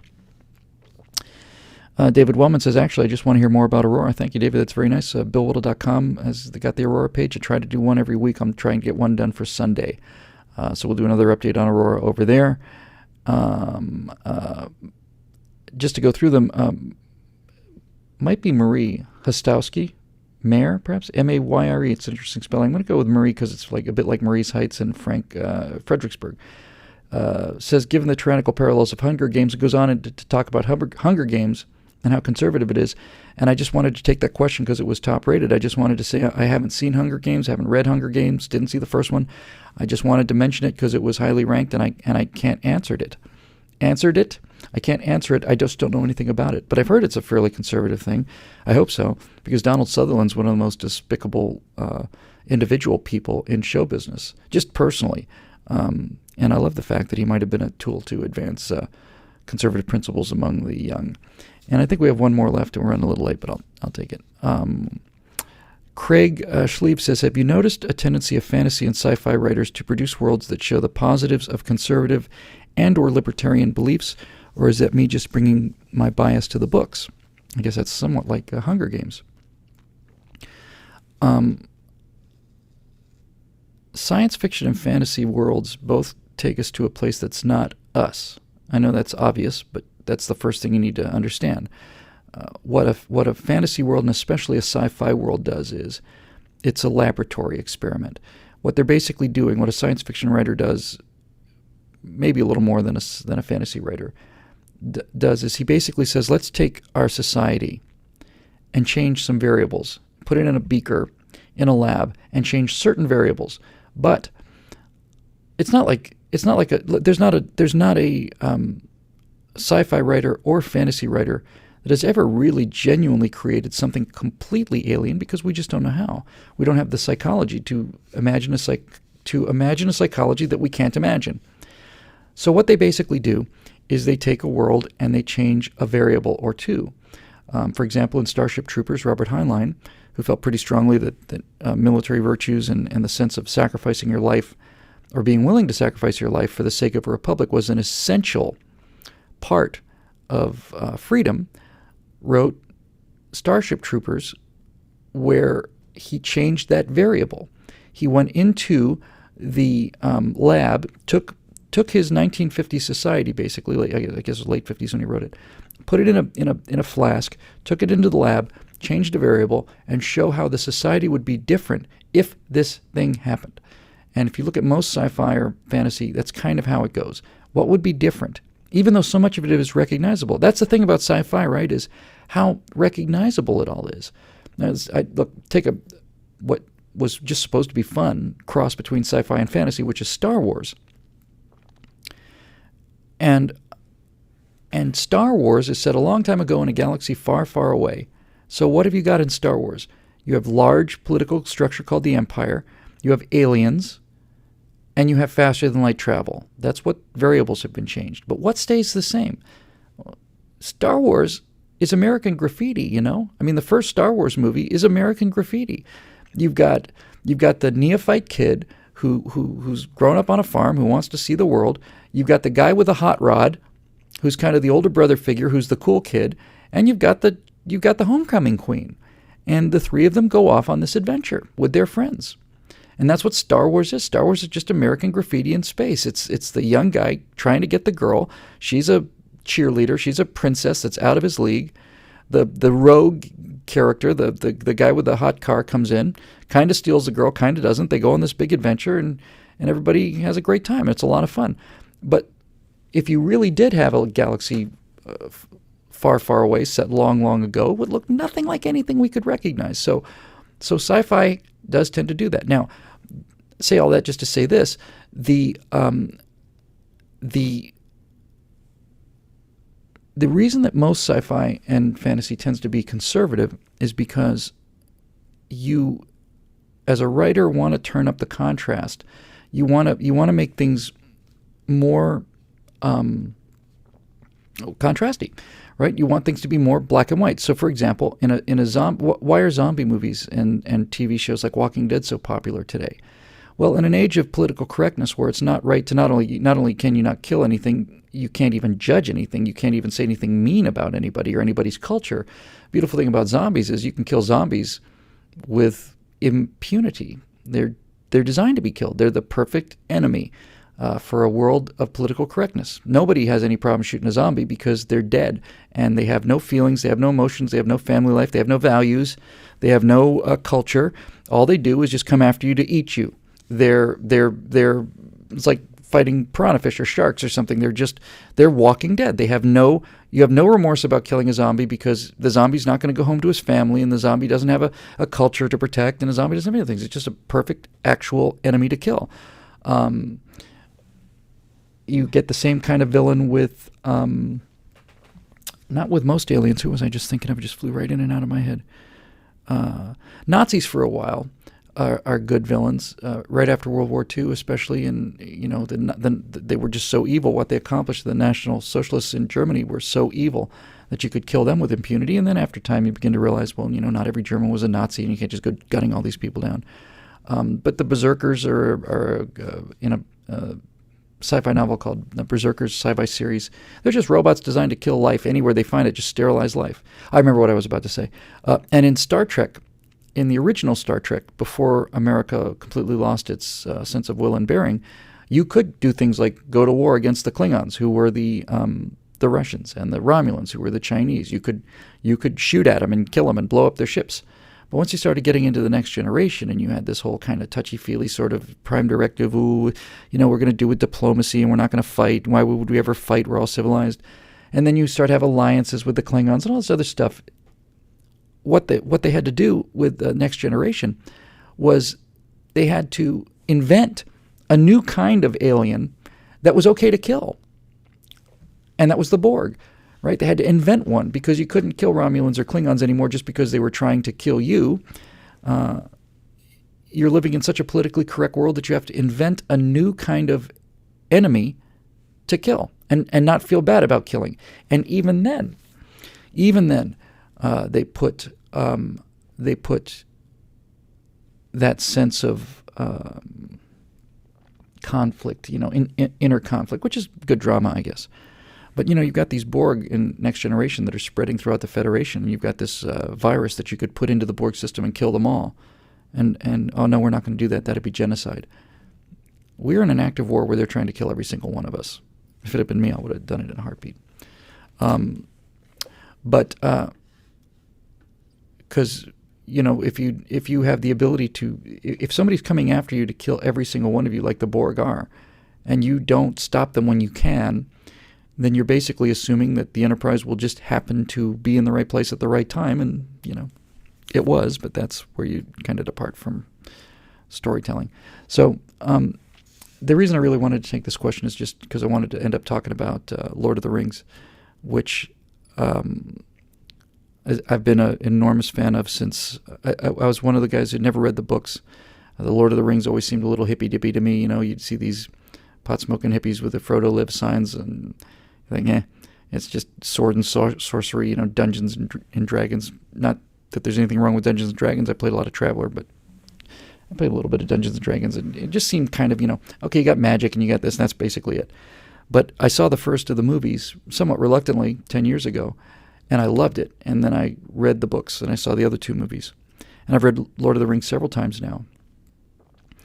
And just recently, within the last week or two, I have read the Silmarillion, which is the story of the First Age. It occupies thousands and thousands of years from the creation of the earth all the way through the First Age battles between the elves and Morgoth, and And then there's the rise of Sauron in the Second Age, and the Númenóreans, and the lost culture, and the idea of a lost city at Atlantis, and this golden civilization that was lost through hubris and unwillingness to accept the deal of the humans were the second of the children of the gods of the Lord of the Rings universe. The elves were the first. And the elves are much like angels. They don't die. They never get sick. They live essentially forever unless they're killed. And they're these beings of light and wisdom and knowledge, but they're missing something. There's something missing. And humanity came second, and they have to live and die and live short lives and so on, but that actually is a gift. The gift of Iluvatar, the gift of the one God, is the gift of mortality, which means that men, the race of men and women, have lives of hardship, but they also experience things on a level and intensity that the elves never do, and they go to a place that the elves don't go. The elves are bound to the world forever, and humans get to escape the world. All this comes back to the Silmarillion, and that is a profoundly, astonishingly beautifully written religious allegory, that book. And the entire theme of the Silmarillion, the entire theme of The Hobbit, the theme of the Lord of the Rings, especially the Lord of the Rings, is the idea of good and evil. And if you find a world of good and evil, that is conservatism. It's not a question of, well, Sauron's trade policies are a little more restrictive than we would like, or Gandalf wants to rule over people, but not quite as severely or quite as nastily as Sauron does. No, it's pretty straightforward. You got bad guys and good guys. And once you have good guys and bad guys, once you have actual presence of evil, then the writer has created evil so that good could fight it. And when you have evil and good fighting it, now you're in the essence of conservatism. Because the essence of conservatism is that there is such a thing as evil, that people make bad choices willingly. And the only way to respond to those bad choices is to fight them. So I'm going to do a little mini essay. I'm going to try and get it done over the weekend, called Shards. And the depth of the Lord of the Rings, the Tolkien, and the fact that he wrote a word and wrote entire languages. He wrote 3 different languages for the elves in the days before the Third Age. It's the depth of that creative masterpiece. I have to tell you, I don't think there's, and I'll put Shakespeare in. I really will. I really genuinely will. I think just the sheer raw creative power of J.R.R. Tolkien is probably the most amazing thing I've ever seen in terms of literature. Here's a guy who's made all these races, given them their own language, their own geography, their own world, their own histories. And histories, the genealogies go back generations, and everybody's got a story, and everything's connected. And it's astonishing. But the one thing I'm going to talk about in this essay, Shards, is in the Lord of the Rings. The very first thing you see in the Lord of the Rings, in the movies, is the fight that happened generations before, where an alliance of elves and men are fighting Sauron. And just when it looks like Sauron is going to be victorious, the sword of Elendil, called Narsil, is shattered. The sword, the only swords that could hurt these evil powers were elven swords. They were swords that were made by the elves, and the elves put magic into them. They put a sort of spell so that only these blades could actually touch these dark evil powers. So you've got this magical sword called Narsil, and it's smashed under the feet of Sauron as he kills the man who wielded it, King Elendil. And his son, Isildur, picks up the broken hilt of Narsil, just a little tiny piece of it left. And as Sauron reaches down for his final victory, he reaches up with this broken sword and slices off his fingers, including the ring, and Sauron disappears. He can't be killed unless the ring is destroyed, but Sauron disappears. And it's an enormous victory. And then the greed of man and the lust for power that we see in Washington today overcomes Isildur, and rather than destroying the ring, he decides he's going to use the ring for good. He's going to use this power for the good of his people. He's going to use this power so he can do all the things for his kingdom that he wants to do, and he'll, of course, become another unstoppable tyrant. But the reason I want to talk about shards is that sword is removed from the battlefield by the elves, and it's placed in Rivendell, in Lamdris, in Rivendell, and it's put on a statue where it sits for 1,000 years. And it just lies there in pieces for 1,000 years. And then you see in the Fellowship of the Rings, you see Boromir, who is a representative of the kings of old, who does not have that spark of nobility in him, and he holds up the shard, he cuts his finger on it, and then he casts it to the ground. Well, Aragorn, who is in fact descended from the kings, understands the power of that sword and understands that it's only that sword that can possibly save them all. It's the sword. Somebody has to wield it, and that's what the Lord of the Rings is about. The Lord of the Rings is about the nobility of the individual who can wield the sword. It's very similar as the story of Camelot. There's a sword in the stone. Everyone sees it. Everybody walks past it. Only one person can use it. And so Elrond remakes the sword now that somebody, after 1,000 years, has come along who can wield it, namely Aragorn. And Elrond remakes the sword, and since it's a new sword, it has a new name. It's called Anduril, the Flame of the West.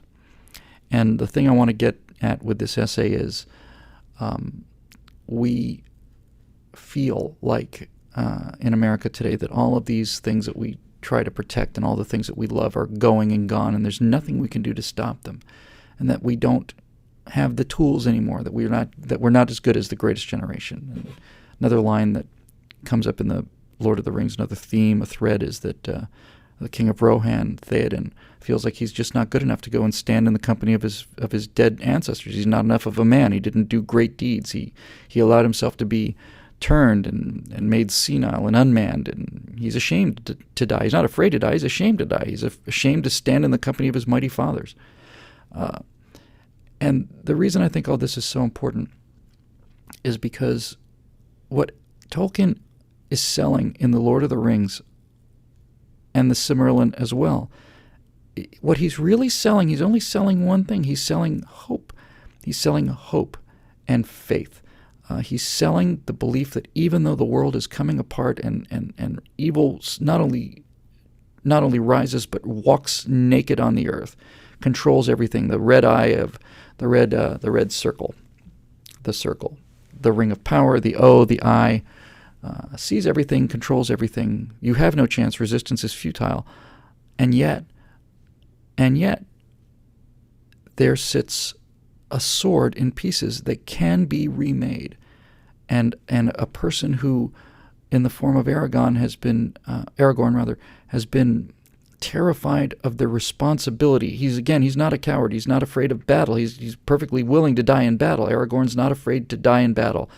Aragorn is afraid of the responsibility of failing.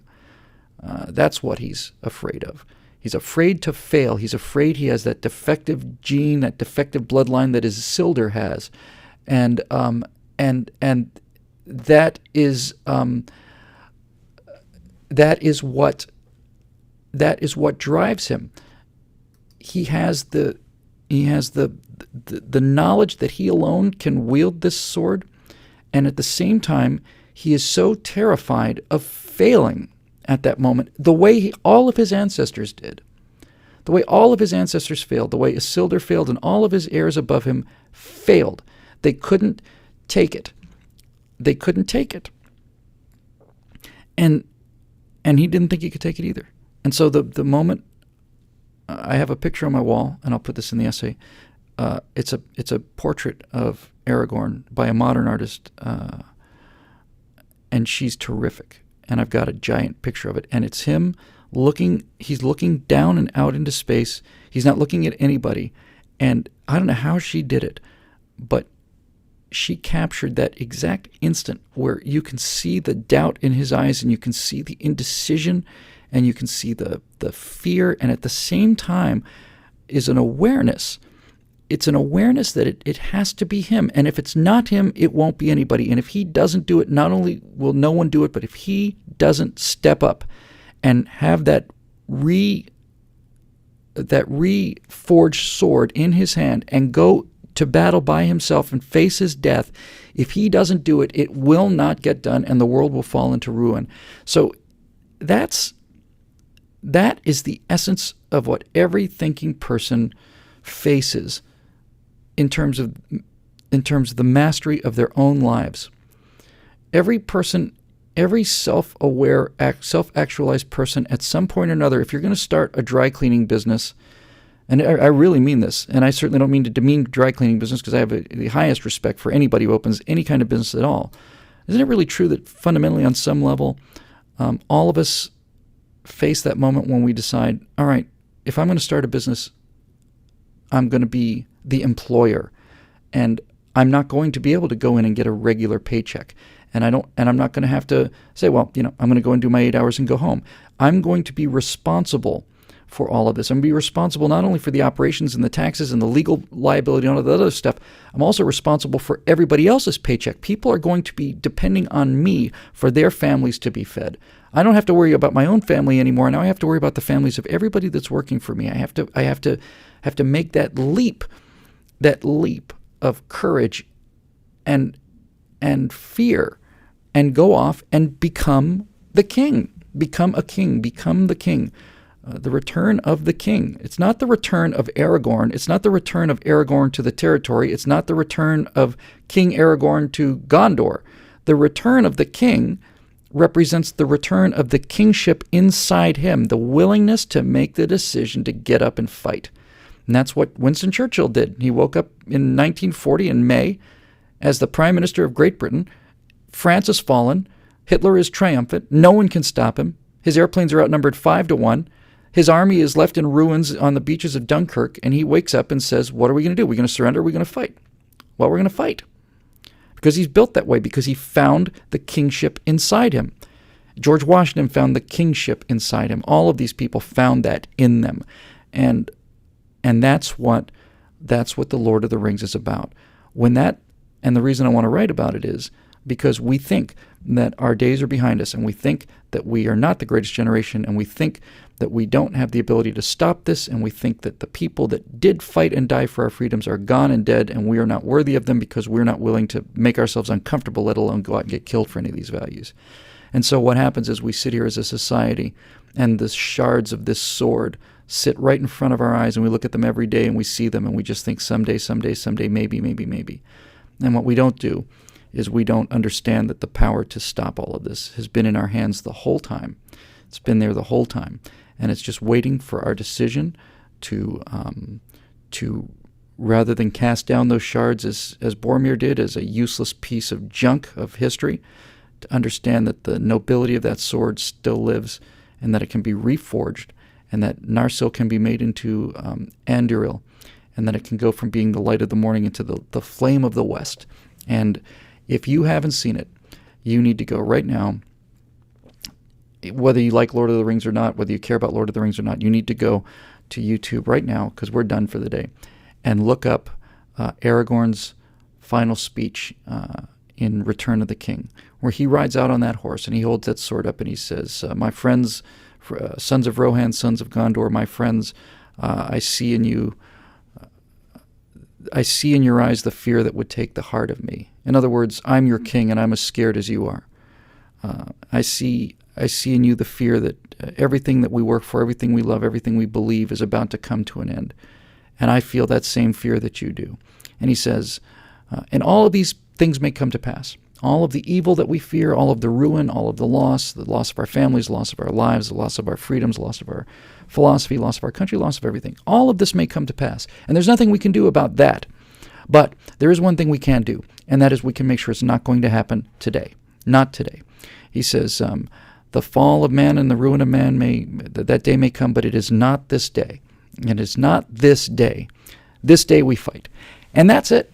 And that's it. That's it. That's all you can do. That's all there is. That's all you can do. This day we fight. This day we're going to get up again, and we're going to fight these guys again, even though they've been winning for 5 years, and even though they own the media, and even though they own the newspapers and the movies and television, and they own every university, and even though they own everything, even though there's the Tower of Barad-dûr and the eye that sees everything, even though they've got all of it, we're just going to go out there Just a small number of us is outnumbered 50-1 to our certain doom. We're going to ride out there and we're going to go fight them because we can. We're going to fight them until we can't fight them anymore, as they said in Battlestar Galactica.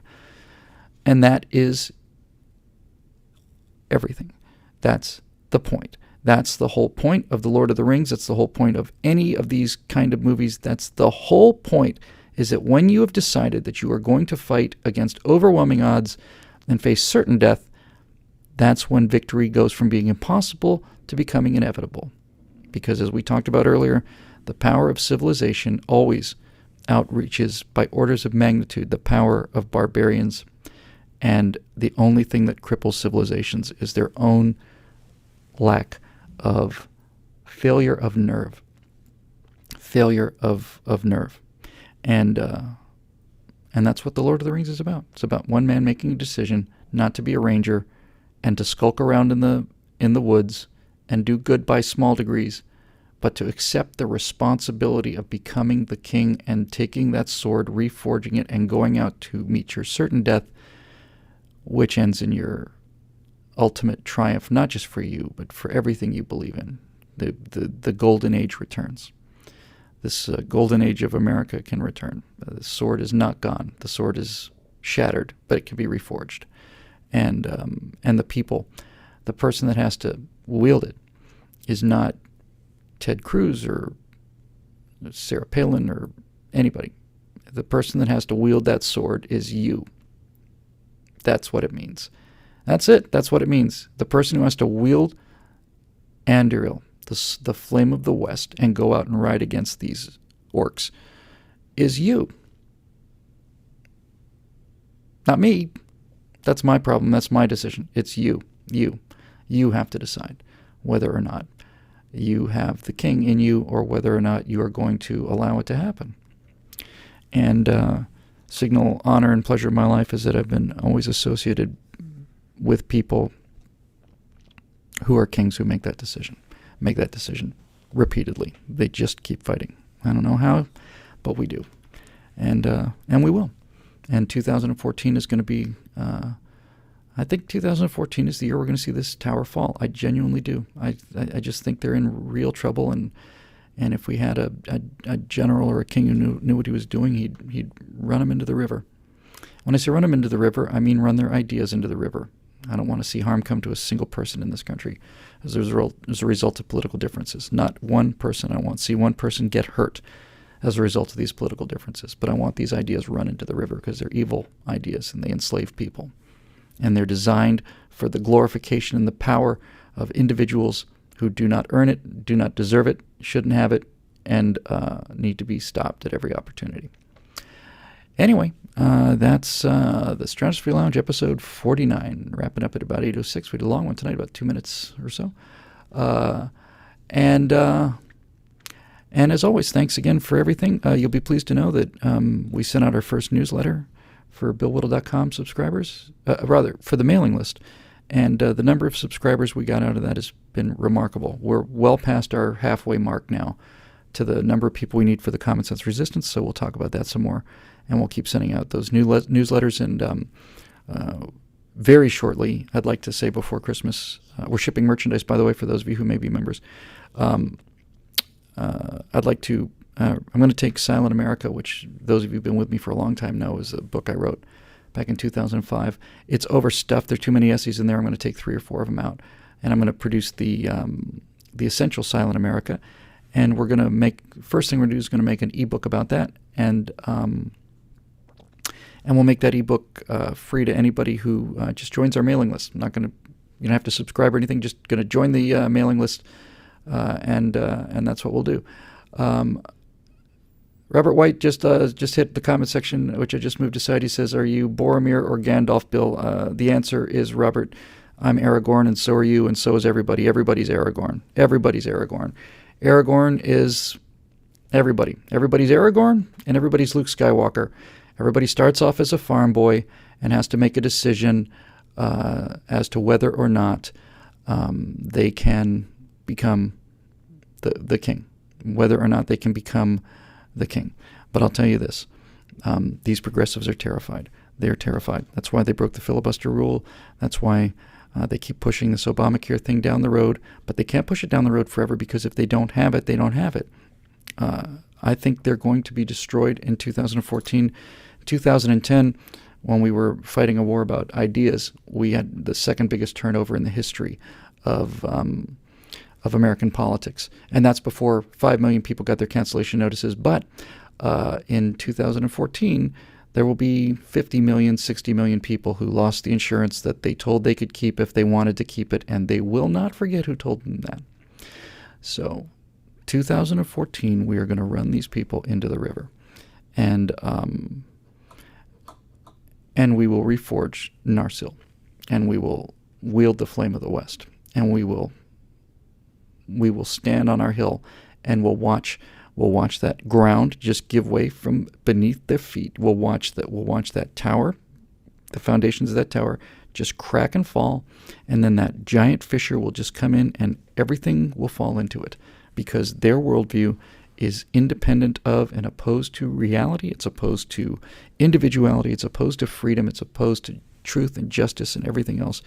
And all they need to win is for us not to ride out. That's it. We don't have to beat them hand to hand. We just have to ride out and fight them, and we will.